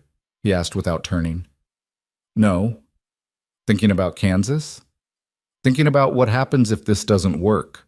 He took a drink. "We deal with it." "Easy to say." "Not easy at all." He faced her. "But it's the truth. Whatever happens, we deal with it, together." "You keep saying that, together, but you didn't sign up for this mess." "I signed up for you." The mess came with. Despite everything, she almost smiled. "That's a terrible deal." "Maybe. But it's the one I made." He poured a second glass, offered it to her. "Stop worrying about protecting me, Eliza. I'm a grown man. I knew what I was doing when I married you." "Did you?" "No," he admitted, "but I knew enough. Knew you were running from something. Knew it might catch up with us. I chose to risk it anyway." "Why?" He was quiet for a long moment. "Because being alone was worse than any risk you brought with you." The honesty of it stole her breath. She took the whiskey, drank, felt it burn. "I'm scared," she said quietly. "I haven't been this scared since Kansas." "Good." "Good." "Means you care about something. About this place. About us." He set his glass down. "You can't run from fear, Eliza. It just follows you. Better to stand and face it." "And if we lose?" "Then we lose knowing we tried." She wanted to believe him, wanted to have his certainty, his willingness to face whatever came. But all she had was fear and the knowledge that everything she'd started to build could collapse at any moment. Rhett seemed to read her thoughts. He crossed the room, stopped in front of her. "Listen to me. Whatever happens with Kansas, whatever the Pinkertons find or don't find, you're not alone in this. You understand?" She nodded, not trusting her voice. "Say it." "I understand." "Good." He squeezed her shoulder, brief, grounding. "Now go to bed. Tomorrow's going to be long." She climbed the stairs, glass still in hand. At her door, she looked back. Rhett stood at the window again, silhouetted against the darkness. He'd chosen to fight for her. The least she could do was let him. The Pinkerton letter arrived on a Tuesday morning, 8 weeks after they'd sent the statement. Eliza was feeding chickens when she saw Rhett riding hard from town, dust trailing behind him. The way he sat his horse, rigid, focused, told her something had changed. She met him at the barn. He dismounted without a word, pulled an envelope from his coat, and handed it to her. "Good news or bad?" she asked, suddenly afraid to open it. "Don't know yet. Came straight back." Her hands shook as she broke the seal. Inside were 3 pages, densely written. She read the first paragraph twice before the words made sense. "They found something," she whispered. Rhett moved beside her. "What?" "Vaughn's still at the bank, still in the same position." Her eyes scanned faster. "The Pinkerton agent, his name's Marcus Webb. He posed as an auditor, found irregularities in 12 accounts. Same pattern as before. Small withdrawals over time, always under the threshold that would trigger review." "How much?" $32,000 over the past 3 years. Rhett let out a low whistle. He didn't stop. No. He got better at it. She kept reading. "Webb says he has documentation, bank records, ledgers, everything, but there's a problem." "Of course there is." "Vaughn's been promoted. He's vice president now, has friends on the board. Webb says if he tries to expose this without solid proof of the earlier fraud, Vaughn will just blame it on someone else." "Like he did with you." "Exactly." Eliza's chest felt tight. "Webb needs the original investigation files from 3 years ago. Wants to compare the patterns, prove it's the same person. But those files are sealed. He can't access them without—" She stopped, read the next section again. "Without what?" Rhett prompted. "Without me. They need me to testify, to give a deposition under oath about what I witnessed back then." The words hung between them like a death sentence. "That means going back," Rhett said. "Yes." "They'll arrest you." "Probably." He took the letter, read it himself. His jaw worked as he got to the same section. "Webb says he can arrange protection, get you immunity in exchange for testimony. He says he'll try, no guarantees, so you could go back and still end up in prison." "Yes." Rhett folded the letter carefully. "Then you don't go." "What?" You heard me. Too risky. Webb can find another way. There is no other way. You read it yourself. Without the connection to the old case, Vaughn just sets up another scapegoat. Not your problem. She stared at him. How is it not my problem? He destroyed my life, Rhett. He's still out there destroying other lives. And now we have a chance to stop him. We have a chance to get you arrested. Maybe, but Webb thinks he can work with the prosecutor, get immunity before I even set foot in Kansas. He thinks that's not good enough. It's the only option we have. Rhett's expression went dark. No. The option we have is to stay here, keep our heads down, and let this blow over. You've built a life, Eliza, a real one. Why would you risk that? Because it's not real if I'm always looking over my shoulder. Because every time someone comes to town asking questions, I have to wonder if this is it. If this is when it all falls apart. She stepped closer. I'm tired of running, Rhett. You were right about that. Fear just follows you. I want to face it. Not if it means prison. Then what? Live here pretending everything's fine until it's not? Until someone besides Dawson makes the connection and I don't have a choice? He turned away, braced his hands on the fence. A horse whinnied in the corral. Chickens pecked at the ground, oblivious to the conversation tearing through their lives. This is my fault, Rhett said finally. I pushed you to investigate, to hire the Pinkertons. If I just left it alone, I'd still be waiting for the hammer to drop. At least this way I have some control. Control. He laughed bitterly. You call walking into a prosecutor's office with a warrant over your head control? More than I've had in 3 years. He faced her. And if they don't give you immunity? If they arrest you the moment you arrive? Then Webb says he'll pull every string he has, get the case reopened, present his evidence, make them see I was set up. And you trust him? I trust that he wants to close this case. Successful prosecutions make reputations. If he can take down a bank vice president for embezzlement, that's good for him. Rhett studied her face. You've already decided, haven't you? I need to do this. Even if I ask you not to? The question caught her off guard. Are you asking? He looked at her for a long moment, then shook his head. No, because that wouldn't be fair. This is your life, your choice. Then help me make it. How? Come with me. His eyes widened slightly. To Kansas? Yes. Webb says the deposition could take a week, maybe more. I don't want to do this alone. Eliza, please. She hated how small her voice sounded. I know it's a lot to ask. The ranch needs you, and I'm probably being selfish. But I'm scared, Rhett, terrified. And you're the only person I trust. Something shifted in his expression. The anger faded, replaced by something softer. All right, he said quietly. I'll come. Relief flooded through her. Thank you. But we do this smart. I want everything in writing from Webb before we leave.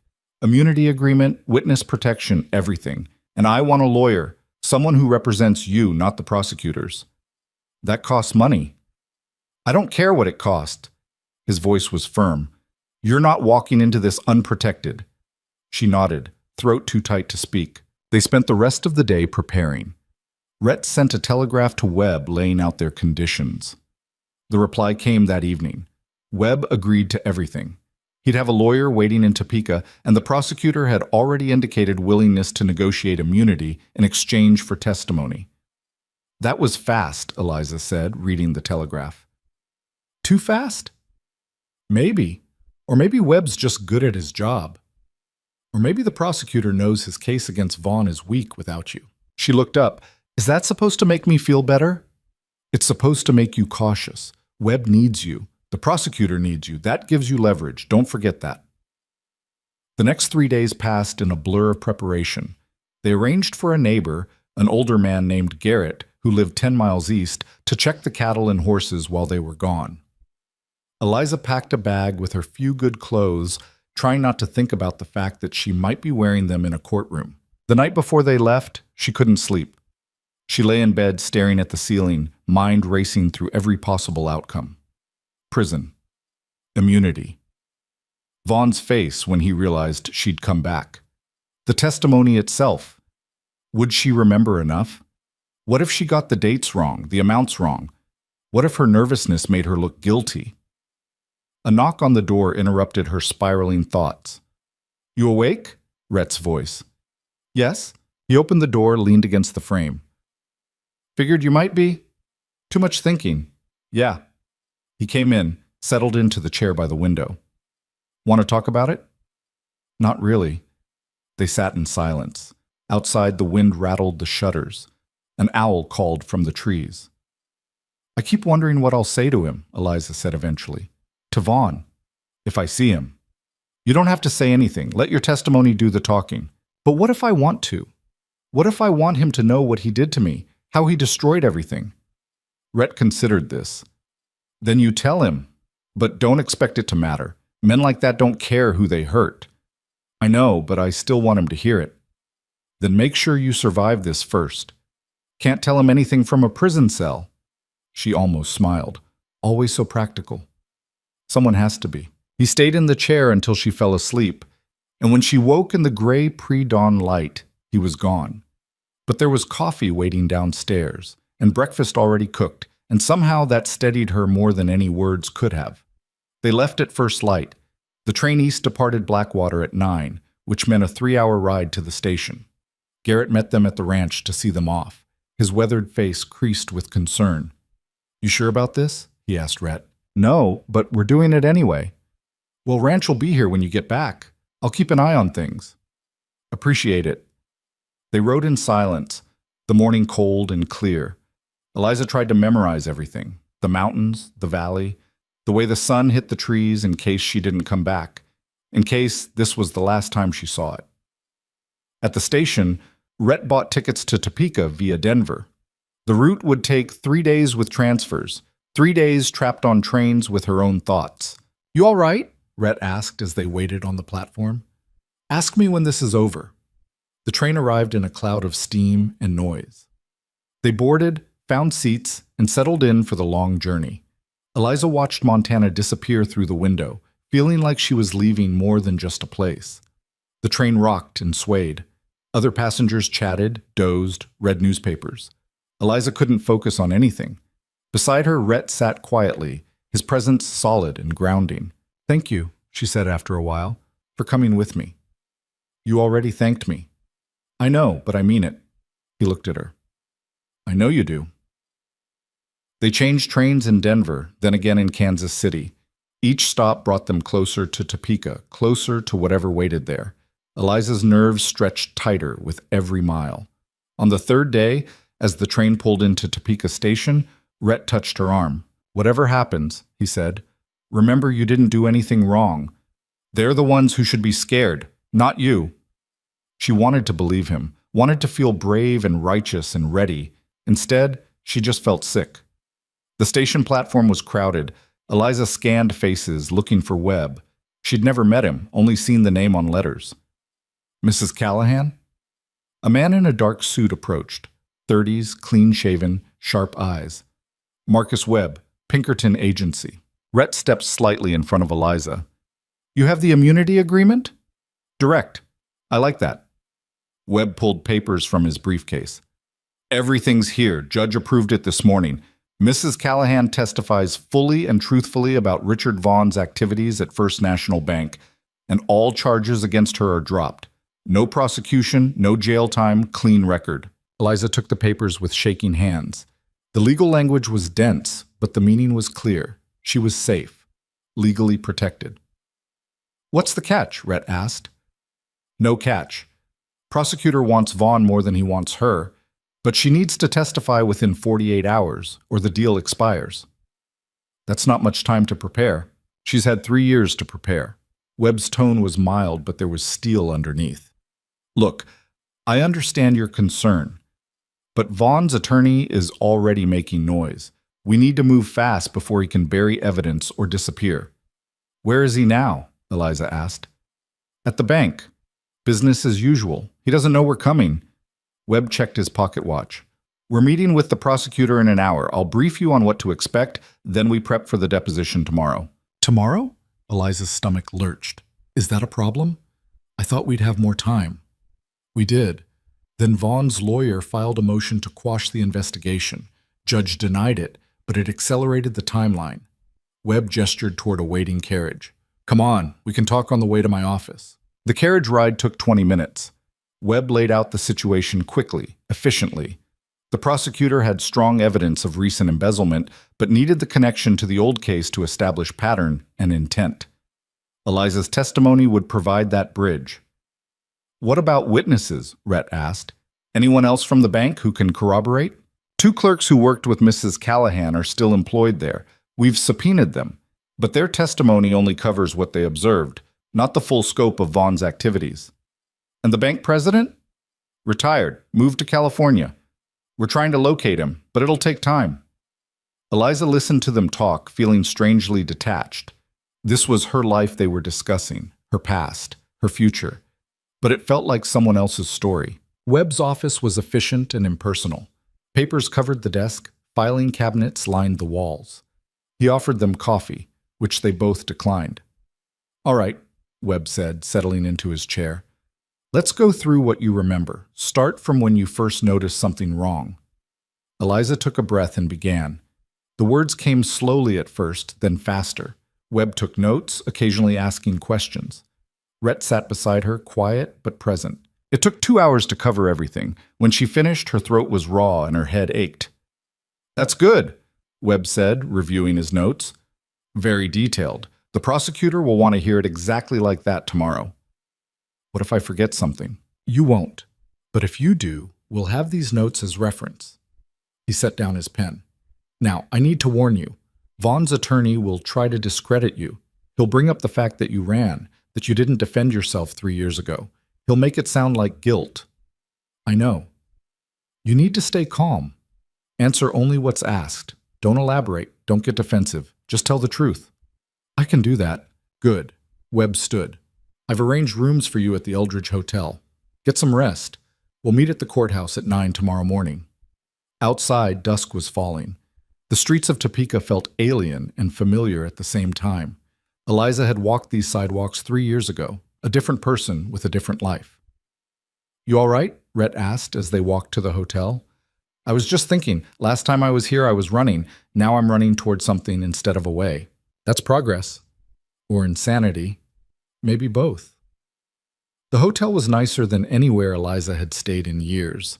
Clean sheets, hot water, a real bed. Rhett got a separate room down the hall. I'll be right here if you need anything, he said at her door. Thank you. She went inside, closed the door, and sat on the bed. Tomorrow she'd face Richard Vaughn. Tomorrow she'd tell the truth and hope it was enough. Tonight she just needed to survive her own thoughts. A knock came an hour later. She opened the door to find Rhett holding 2 plates of food. Figured you wouldn't go down to the dining room, he said. Brought dinner. They ate in her room, mostly in silence. The food was good, but Eliza could barely taste it. You don't have to do this, Rhett said eventually. We can leave right now. Go back to Montana. Forget all of this. And then what? Spend the rest of my life waiting? Maybe, but you'd be free. I wouldn't be free. I'd be hiding. She set down her fork. I need to do this, Rhett. For me. Not for Webb, or the prosecutor, or anyone else. For me. He nodded slowly. Then I'll be there. Right beside you. You can't come into the deposition. I'll be outside the door. Close enough. That night, Eliza dreamed of the bank. Of Richard Vaughn's office. The leather chairs. The moment she'd realized what he was doing. But this time, when she tried to speak, to tell someone, her voice worked. And people listened. She woke early, dressed in her best clothes, and met Rhett in the lobby. Webb was waiting with the lawyer he'd promised, a woman named Catherine Marsh, 40-ish, with intelligent eyes and a no-nonsense manner. Mrs. Callahan, she said, shaking Eliza's hand, I've reviewed your case. The immunity agreement is solid. As long as you testify truthfully, you're protected. What about after, when Vaughn goes to trial? You'll likely be called as a witness then too, but the immunity covers all testimony related to this case. Marsh glanced at her notes. I understand you're nervous. That's normal. Just remember, you're not on trial here. Vaughn is. The courthouse was imposing, all stone and columns. Inside, the halls echoed with footsteps and hushed conversations. Webb led them to a small conference room where the prosecutor waited. Mrs. Callahan, I'm Daniel Pierce. The prosecutor was younger than she expected, maybe 35, with tired eyes and ink stains on his cuffs. Thank you for coming forward. I didn't have much choice. Perhaps. But you're here now, and that takes courage. He opened a folder. Let's talk about what happens next. You'll give your deposition under oath. Vaughn's attorney will be present. He'll object. He'll question you. But remember, you're under immunity. Nothing you say can be used against you. What if I say something wrong?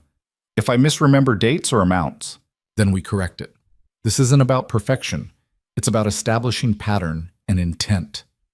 Pierce leaned forward. Richard Vaughn has stolen from this bank for years. He's destroyed careers, ruined lives. Your testimony helps us stop him. That's what matters. Eliza nodded, throat tight. One more thing, Pierce said. Vaughn will be in the room. He has the right to face his accuser. The room tilted. He'll be there? Yes, can you handle that? Could she? Eliza thought about the ranch, about the life she'd built, about Rhett standing beside her through all of this. Yes, she said, I can handle it. Pierce smiled slightly. Good. We start in 10 minutes. Those 10 minutes felt like seconds. Then a bailiff was leading her down a hall into a large room with a long table. The court reporter sat ready. Pierce took his seat, and across the table sat Richard Vaughn. He looked exactly the same. A little older, maybe, but the same calculating eyes, the same expensive suit, the same easy smile. He looked at Eliza like she was a bug under glass. Well, he said, Eliza Hart, I wondered when you'd resurface. It's Callahan now, she heard herself say. Eliza Callahan. His smile widened. Congratulations. Marriage agrees with you. Mr. Vaughn, Pierce said sharply, you'll have your chance to speak. For now, be quiet. The deposition began. Pierce asked her to state her name, her connection to First National Bank, the dates of her employment. Basic questions, easy questions. Then the hard ones started. Tell me about your relationship with Richard Vaughn.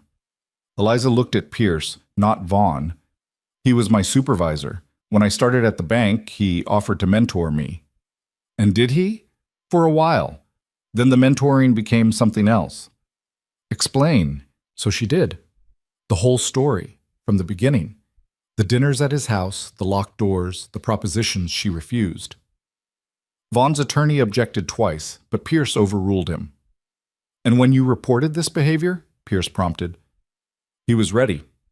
Had documentation showing I was the one stealing. But you weren't. No. How can you be certain Mr. Vaughn was responsible?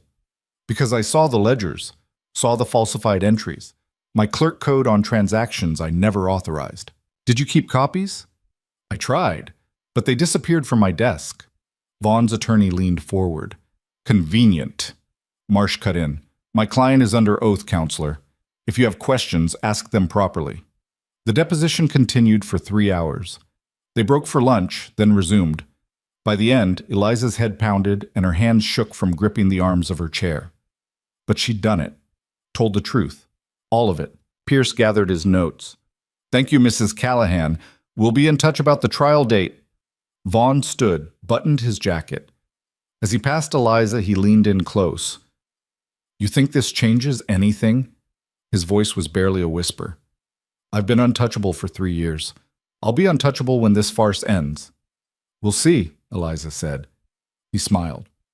Yes, we will. Then he was gone, his attorney trailing behind. Eliza sat in the empty room, exhausted. Marsh touched her shoulder. You did well. Very well. When will we know if it's enough? Pierce says he'll have a decision on charges within a week. If he moves forward, the trial could be 3 to 6 months out. That long? Fraud cases are complex, but your testimony today was strong. I think he'll indict.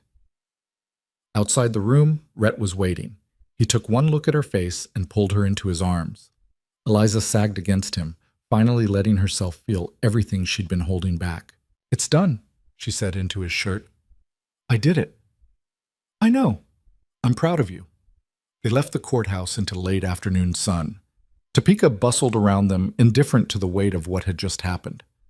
How long before we can go home? Eliza asked. Webb says we should stay until Pierce makes his decision. Few more days. All right, I can do a few more days. But that night, in her hotel room, doubt crept in. What if Pierce decided the case wasn't strong enough? What if Vaughn's connections protected him again? What if she'd come all this way for nothing? She was still awake at midnight when the knock came. She opened the door to find Rhett in the hall. "Can't sleep?" he asked. "No." "Me either." He gestured to the room. "Can I come in?" They sat by the window watching the street below. A drunk stumbled past. A carriage rattled by. You think it's enough? Eliza asked. What I said today? I think it's the truth. Whether that's enough depends on Pierce. I keep wondering what happens if Vaughn walks away from this. If he just goes back to the bank like nothing happened. Then we go home and live our lives, and eventually someone else will catch him. Men like that always get caught. You really believe that? I have to. He looked at her. Otherwise, what's the point of any of this? She leaned against his shoulder, too tired to maintain distance. He didn't pull away. They sat like that until dawn, watching Topeka wake up, waiting to see if truth would be enough. The call came on their fourth day in Topeka. Eliza was picking at breakfast in the hotel dining room when a messenger arrived with a note from Webb. Pierce wanted to see them. Immediately. That's either very good or very bad, Rhett said, reading over her shoulder. Which do you think? No idea, but sitting here guessing won't help. They found Pierce in his office, papers scattered across his desk like a windstorm had hit it. He looked like he hadn't slept. Webb stood by the window, arms crossed. Mrs. Callahan, Mr. Callahan. Pierce gestured to chairs. Thank you for coming on short notice. You have news? Eliza's voice came out steadier than she felt. I do. We're moving forward with charges against Richard Vaughn. Grand jury convenes tomorrow morning. I expect indictment by afternoon. Relief flooded through her so hard she had to grip the chair arm. You're sure? As sure as I can be. Your testimony was compelling. Combined with Webb's documentation of recent activity, we have a solid case. Pierce pulled out a file. But there's a complication. Of course there was. Eliza braced herself. What kind? Vaughn's attorney filed a motion this morning, claims you're an unreliable witness due to your fugitive status, says the immunity agreement was coerced, that you'd say anything to avoid prosecution. That's not true. I know, but his argument has some merit in the eyes of the court, which means we need to shore up your credibility. Pierce looked at Webb. Tell them. Webb turned from the window. We found the bank president, Samuel Morrison. He's in San Francisco, and he's willing to testify. About what? Rhett asked. About the original investigation 3 years ago. Turns out he had doubts even then about Vaughn's version of events. But Vaughn's father-in-law sat on the bank's board, and Morrison was pressured to close the case quickly. Eliza's breath caught. He knew I might be innocent? He suspected. Didn't have proof, so he did what the board wanted. But it's eaten at him ever since. Webb pulled out a telegram. He's willing to testify that the investigation was rushed and incomplete, that there were irregularities he was told to ignore. Will that be enough? Eliza asked Pierce.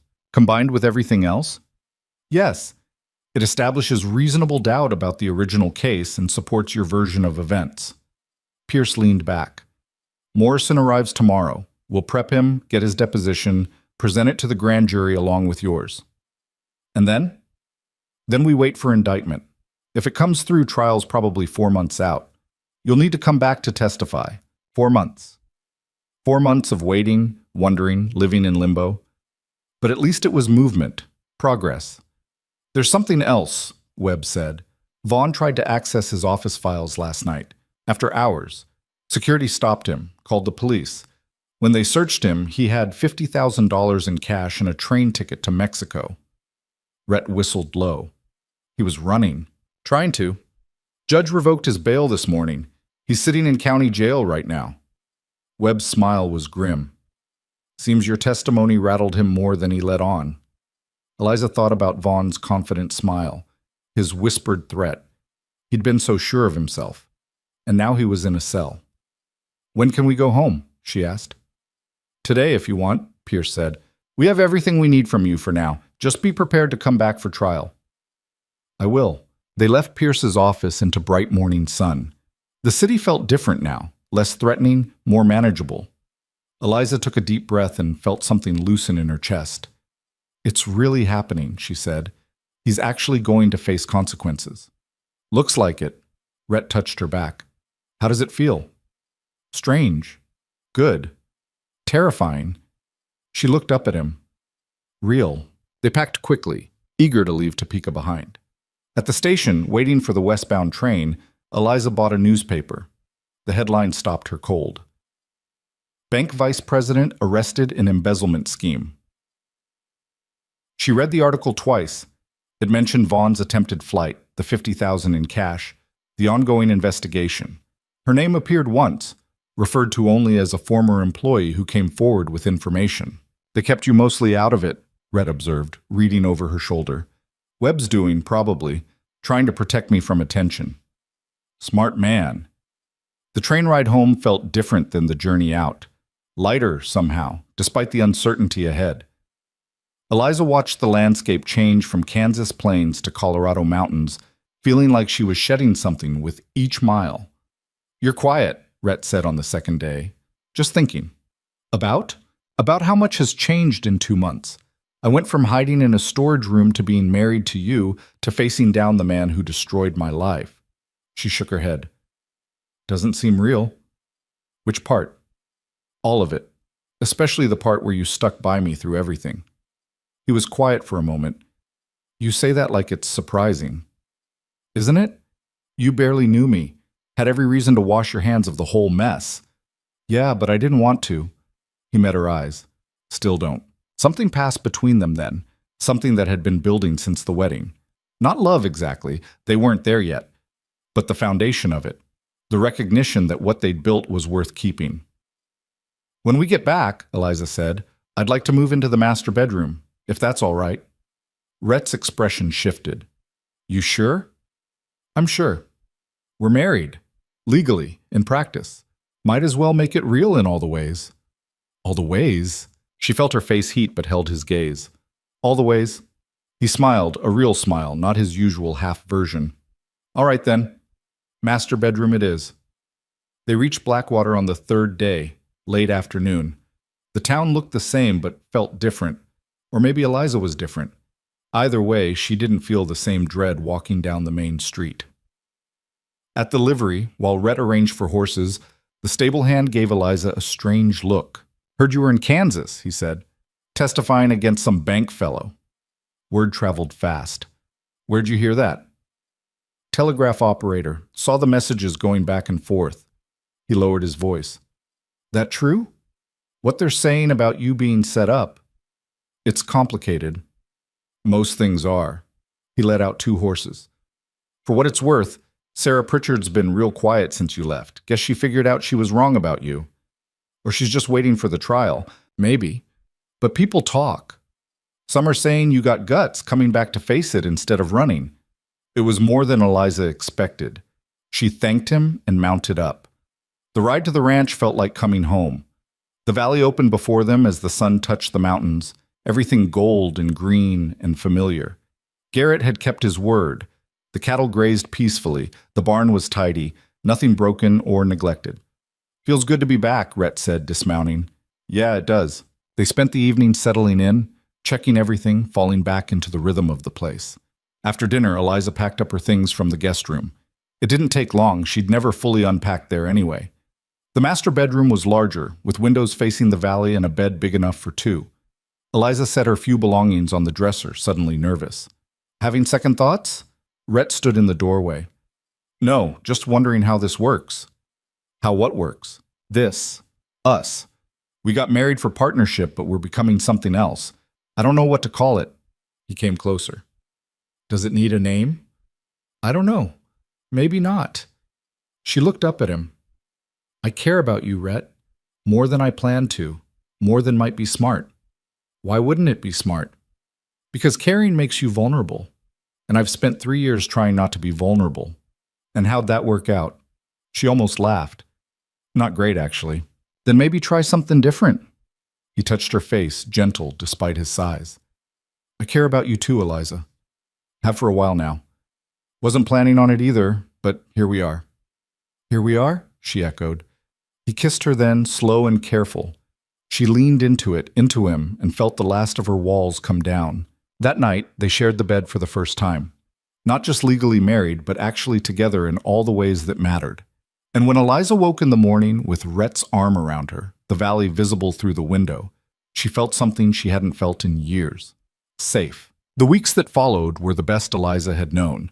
They worked the ranch together, now more in sync than ever. Rhett taught her the things he'd been holding back, the business side, the contracts, the long-term planning, treating her like the true partner he'd promised. "Why didn't you show me this before?" she asked one evening, reviewing the ledgers. "Wanted to make sure you'd stay first. And now you're sure?" "Now I'm sure." They made love regularly, learning each other, finding a rhythm that surprised them both with its ease. The separate rooms became storage. The house became theirs, not his. 6 weeks after returning from Kansas, a letter came from Pierce. The grand jury had indicted Vaughn on 18 counts of embezzlement, fraud, and falsifying records. Trial was set for September. 3 months, Eliza said, reading the letter. That's not much time. Enough to get the harvest in. We'll go back after. We? You think I'm letting you face trial alone? After everything? She kissed him. Thank you. Stop thanking me. We're partners, remember? Summer came warm and bright. The cattle thrived, the garden produced more than they could eat, and Eliza fell into the work with satisfaction she'd never found anywhere else. She also started baking again, not for money, but because she missed it. Rhett loved her bread, said it was better than anything in town. You should sell it, he suggested. People would buy.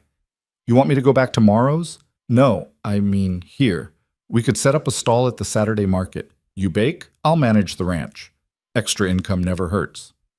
She considered it. I'll think about it. But the idea took root. She started experimenting with recipes, perfecting techniques. By July, she had 6 varieties of bread and 4 kinds of pie. Rhett built her a proper outdoor oven, and she began baking in larger quantities. The Saturday market in Blackwater was smaller than she remembered. Maybe a dozen stalls, mostly produce and crafts. Eliza set up at the end, her bread displayed on clean cloths. People stared at first, whispered. But then someone bought a loaf, old Jim Whelan, who'd been one of her first customers at Morrow's. Heard you were back, he said. Glad to see it. Others followed. By noon, she'd sold everything.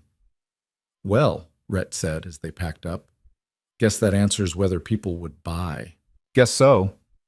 Sarah Pritchard appeared as they were loading the wagon. Eliza tensed, but Sarah's expression was complicated, embarrassed maybe, or something close to it. Mrs. Callahan, she said formally, I heard about Kansas, about the trial. Did you? Yes, and Sarah stopped, swallowed. I may have been wrong about you, about some things. It wasn't quite an apology, but it was close. Eliza decided to take it. We all make mistakes. Some worse than others. Sarah glanced at Rhett, then back to Eliza. If you need anything, for the trial, character witnesses or such, I'd be willing. Eliza stared. Why would you do that? Because I was cruel and wrong, and I'd like to make it right if I can. I'll think about it, Eliza said. Sarah nodded and left. Rhett helped Eliza into the wagon. Never saw that coming, he said. Neither did I. You going to take her up on it? Maybe. Pierce said character witnesses could help. She looked back at the market, at the people who'd bought her bread. I think I'm finally becoming part of this place, actually belonging instead of just hiding. Took long enough? She elbowed him. Some things take time. August passed in a blur of work and preparation. Pierce sent lists of questions to review, details to remember. Morrison's deposition had been powerful. His testimony about the rushed investigation, the pressure from Vaughn's connections, his own doubts. Combined with Webb's documentation and Eliza's testimony, the case looked strong. But Vaughn had hired expensive lawyers. They were fighting hard, filing motions, demanding delays. The trial date moved twice before finally settling on late September. Cutting it close to winter, Rhett observed, we'll need to be back by mid-October to prepare for snow. We will be. You sound sure. I am. One way or another, this ends in September. The week before they left for Kansas, Garrett came by to discuss ranch coverage, but he brought someone with him, his nephew Thomas, 18 and looking for work. Thought you might need more help, Garrett said. Thomas here is good with cattle, hard worker, could stay on permanent if things work out. Rhett interviewed the boy, liked what he saw. Trial could run 2 weeks, maybe 3. You're all right covering that long? Yes, sir. Uncle Garrett showed me everything. They hired him on the spot. Eliza felt relief. She'd been worried about leaving the ranch again, but with 2 men watching it, she could focus on the trial. The night before they left, Eliza couldn't sleep. She stood at the bedroom window, watching moonlight on the valley. Rhett came up behind her, wrapped his arms around her waist. Nervous? Terrified. It'll be all right. You don't know that. No, but I believe it. He rested his chin on her head. Whatever happens, we have this place. We have each other. The rest is just details. She turned in his arms. I love you, you know. Haven't said it yet, but I do. His expression softened. I love you too. Have for a while. Since when? Since you showed up at my ranch with nothing but guts and hope. Maybe before that, when I watched you work at Morrow's and thought there's someone who doesn't quit. I almost quit a dozen times, but you didn't. That's what matters. They made love slowly, taking their time, memorizing each other. In the morning, they rode for Blackwater in the train that would take them to Kansas and whatever waited there. The courtroom was packed. Eliza sat beside Catherine Marsh at the plaintiff's table, Pierce on Marsh's other side. Across the aisle, Richard Vaughn sat in an expensive suit, flanked by 3 lawyers. He looked thinner than before, older. Jail had worn him down, but his eyes were still cold when they met Eliza's. The trial lasted 9 days. Pierce methodically built his case. Webb's documentation first, showing the pattern of embezzlement over the past 3 years. Then the 2 bank clerks, who testified about suspicious transactions they'd witnessed. Then Morrison, who explained the flaws in the original investigation. Vaughn's lawyers attacked everything. They called the clerks unreliable, Morrison biased, Webb's methods questionable. They painted Vaughn as a dedicated employee being railroaded by jealous subordinates and an incompetent investigation. On day 6, Eliza took the stand. Pierce walked her through her story carefully. Her employment at the bank, her relationship with Vaughn, what she'd discovered, how she'd reported it, the falsified records, the setup, the decision to run. Why did you come back? Pierce asked. Because running didn't work. I was just delaying the inevitable, and because Mr. Vaughn needed to face consequences for what he did. Even if it meant risking prison yourself? Yes. Why? Eliza looked at Vaughn. Because what he did to me, he's done to others. Will keep doing if someone doesn't stop him. I didn't want that on my conscience. Pierce finished. Then Vaughn's lead attorney, a sharp-faced man named Carver, stood. Mrs. Callahan, you claim my client set you up 3 years ago, correct? Yes. Yet you have no proof of this. No documents, no witnesses, nothing but your word. The proof was destroyed. Convenient. Tell me, how much money did you take from the bank? I didn't take anything. The original investigation concluded otherwise. The original investigation was compromised. According to you, according to Mr. Morrison, who we've established had his own grudges against my client, Carver paced. Isn't it true, Mrs. Callahan, that you ran because you were guilty, that you've concocted this elaborate story to avoid responsibility? No. Then why run? If you were truly innocent, why not stay and fight? Because I was scared. Because I had no money for lawyers, no connections, and I knew how it would end. So you admit to being a coward, Marsh objected. The judge sustained it. But the damage was done. Carver continued hammering for 2 hours. Eliza held her ground, answering carefully, but by the end she was exhausted. That night in the hotel, she collapsed into bed. I did terribly. You did fine, Rhett said. He made me look like a liar. That's his job. Doesn't mean the jury believed him. You don't know that. Neither do you. So stop guessing and get some sleep. The trial continued. Vaughn took the stand, smooth and confident. He denied everything, painted himself as a victim of jealous employees and overzealous prosecutors. His wife testified, crying, talking about his charity work and devotion to family. Eliza watched it all and felt her hope fade. He was good. Too good. But then Pierce's rebuttal case began. A forensic accountant testified about the money trail, how it flowed from the bank to accounts Vaughn controlled. A handwriting expert compared the falsified records to samples of Vaughn's writing. The evidence was technical, dense, but damning. On day 9, closing arguments, Pierce spoke first. He laid out the case methodically, connecting every piece of evidence to Vaughn. This man stole from his employer, betrayed his position of trust, and destroyed lives to cover his crimes. The evidence is clear. The pattern is undeniable. Richard Vaughn is guilty. Then Carver stood. He argued reasonable doubt, attacked the prosecution's witnesses, suggested the whole case was built on circumstantial evidence and the testimony of a woman who'd fled rather than face justice. Ask yourselves, Carver said, who's really on trial here? My client, who has served this bank faithfully for 15 years? Or Eliza Callahan, who ran from the law and only came back when offered immunity? The jury deliberated for 2 days. Eliza spent them pacing the hotel, unable to eat or sleep. Rhett tried to distract her with walks, with food, with conversation. Nothing worked. On the afternoon of the second day, word came. Verdict. They rushed to the courthouse. The gallery was packed, people standing in the aisles. Eliza took her seat, Rhett directly behind her. The jury filed in. 12 faces, all carefully neutral. Has the jury reached a verdict? The judge asked. The foreman stood. We have, Your Honor. On count 1, embezzlement, how do you find? Guilty. Eliza's breath caught. On count 2, fraud, how do you find? Guilty. 18 counts. Guilty on 17 of them. Vaughn sat frozen as the verdict was read. His lawyers immediately requested appeal. The judge denied it, set sentencing for 3 weeks. Eliza barely heard the rest. It was over. Actually over. Outside the courthouse, Pierce found them. Congratulations, Mrs. Callahan. Justice served. How long will he get? 20 years minimum, maybe more. Pierce shook her hand. You did good.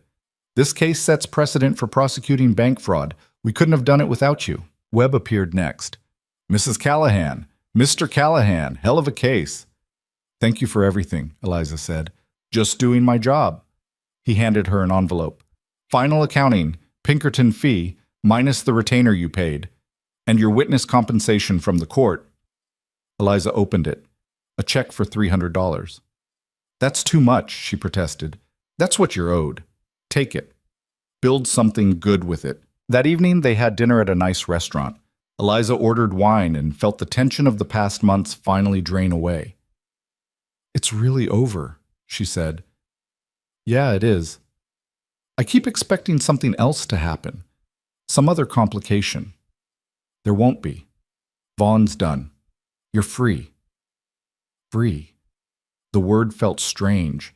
Eliza tested it in her mind, turned it over. Free from running, from hiding, from fear. What do we do now? She asked. We go home. We work the ranch. We live our lives. Rhett raised his glass. To freedom. She clinked her glass against his. To freedom. They left Kansas the next morning, the final chapter closed.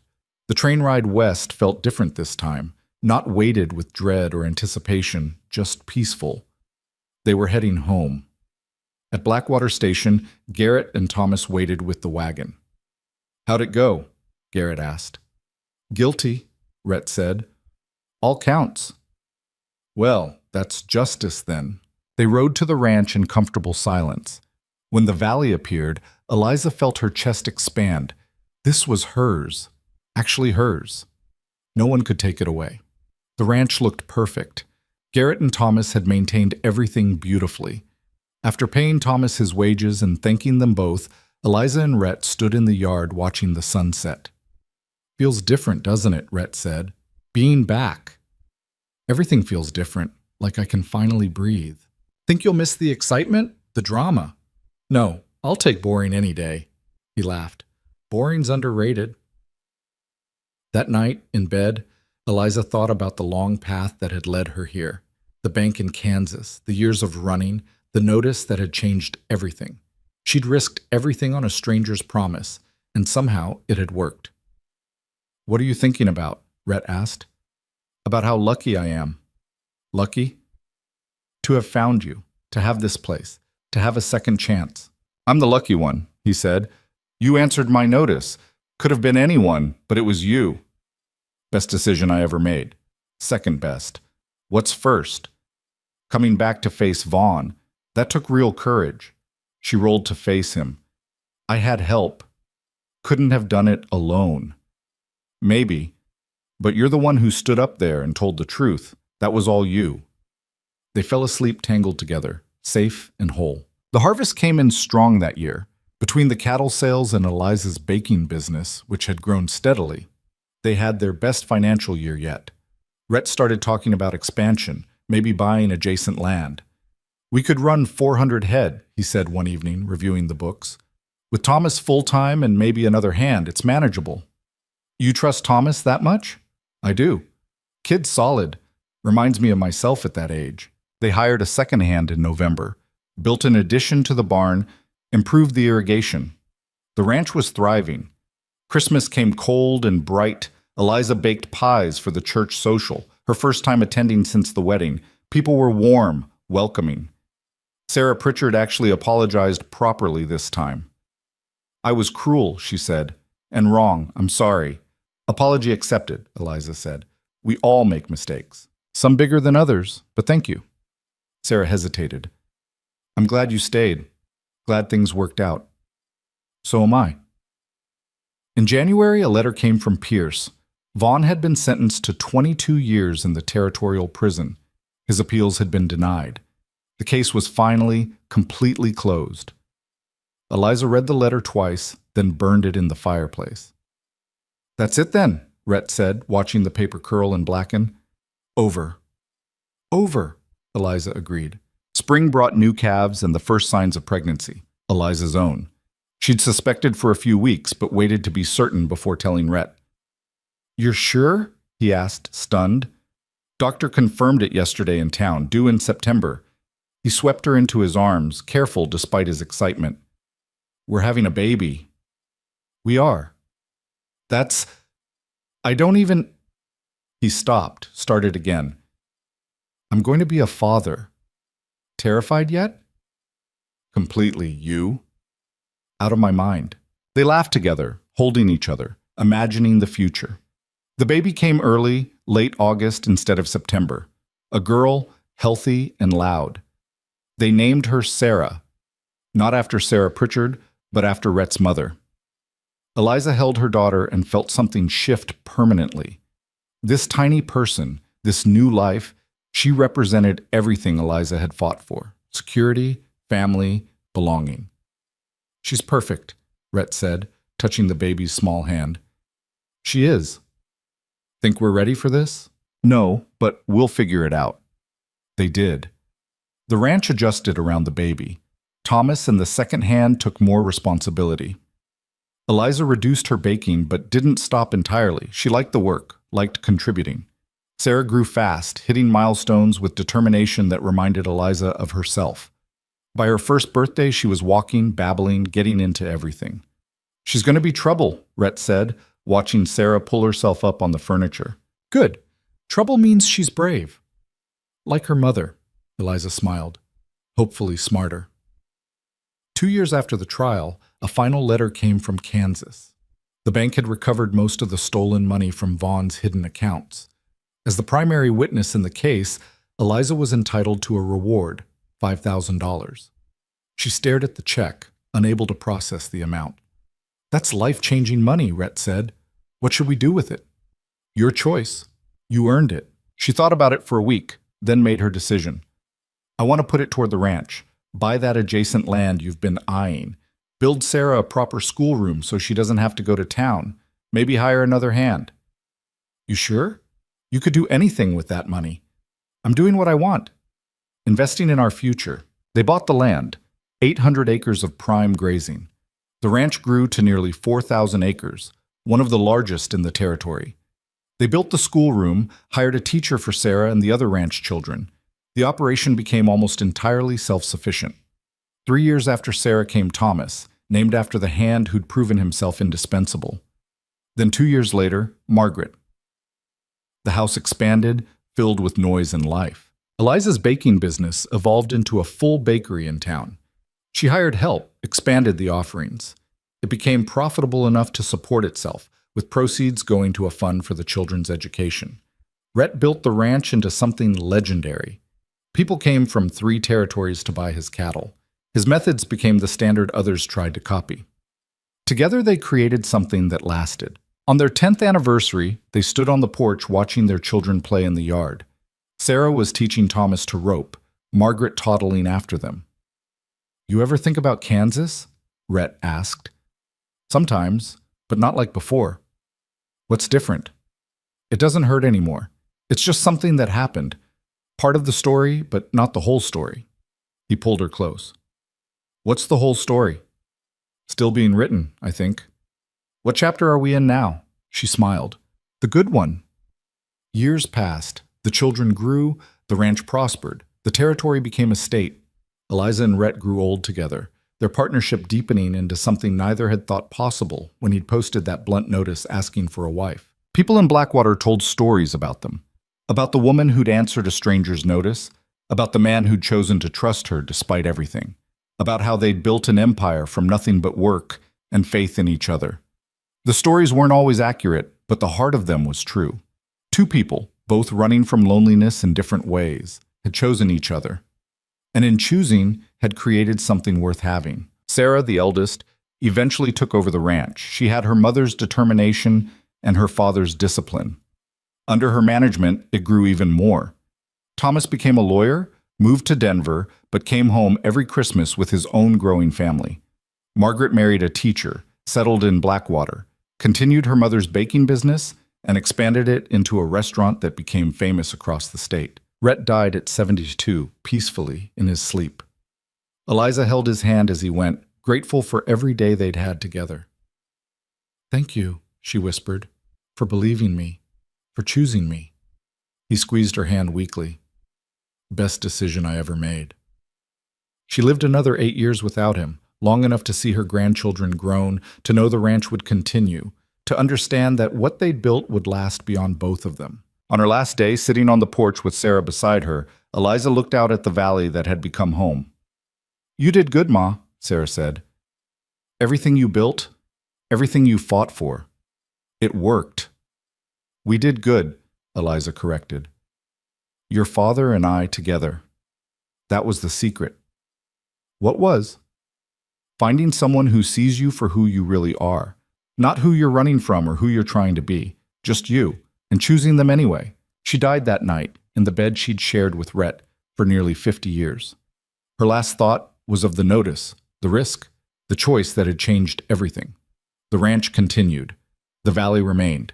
And somewhere in the records of Montana history, a small footnote about a woman who'd stood up to corruption and won. But the real story, the one about 2 lonely people finding each other and building something that mattered, that story lived on in the land itself, in the cattle that grazed the valleys, in the children and grandchildren who carried forward the legacy of courage and partnership. Because that's what matters in the end, not the running or the hiding or even the victory, but what you choose to build when you finally stop running and start living. That was Eliza and Rhett's story, and it was in every way that counted a good one.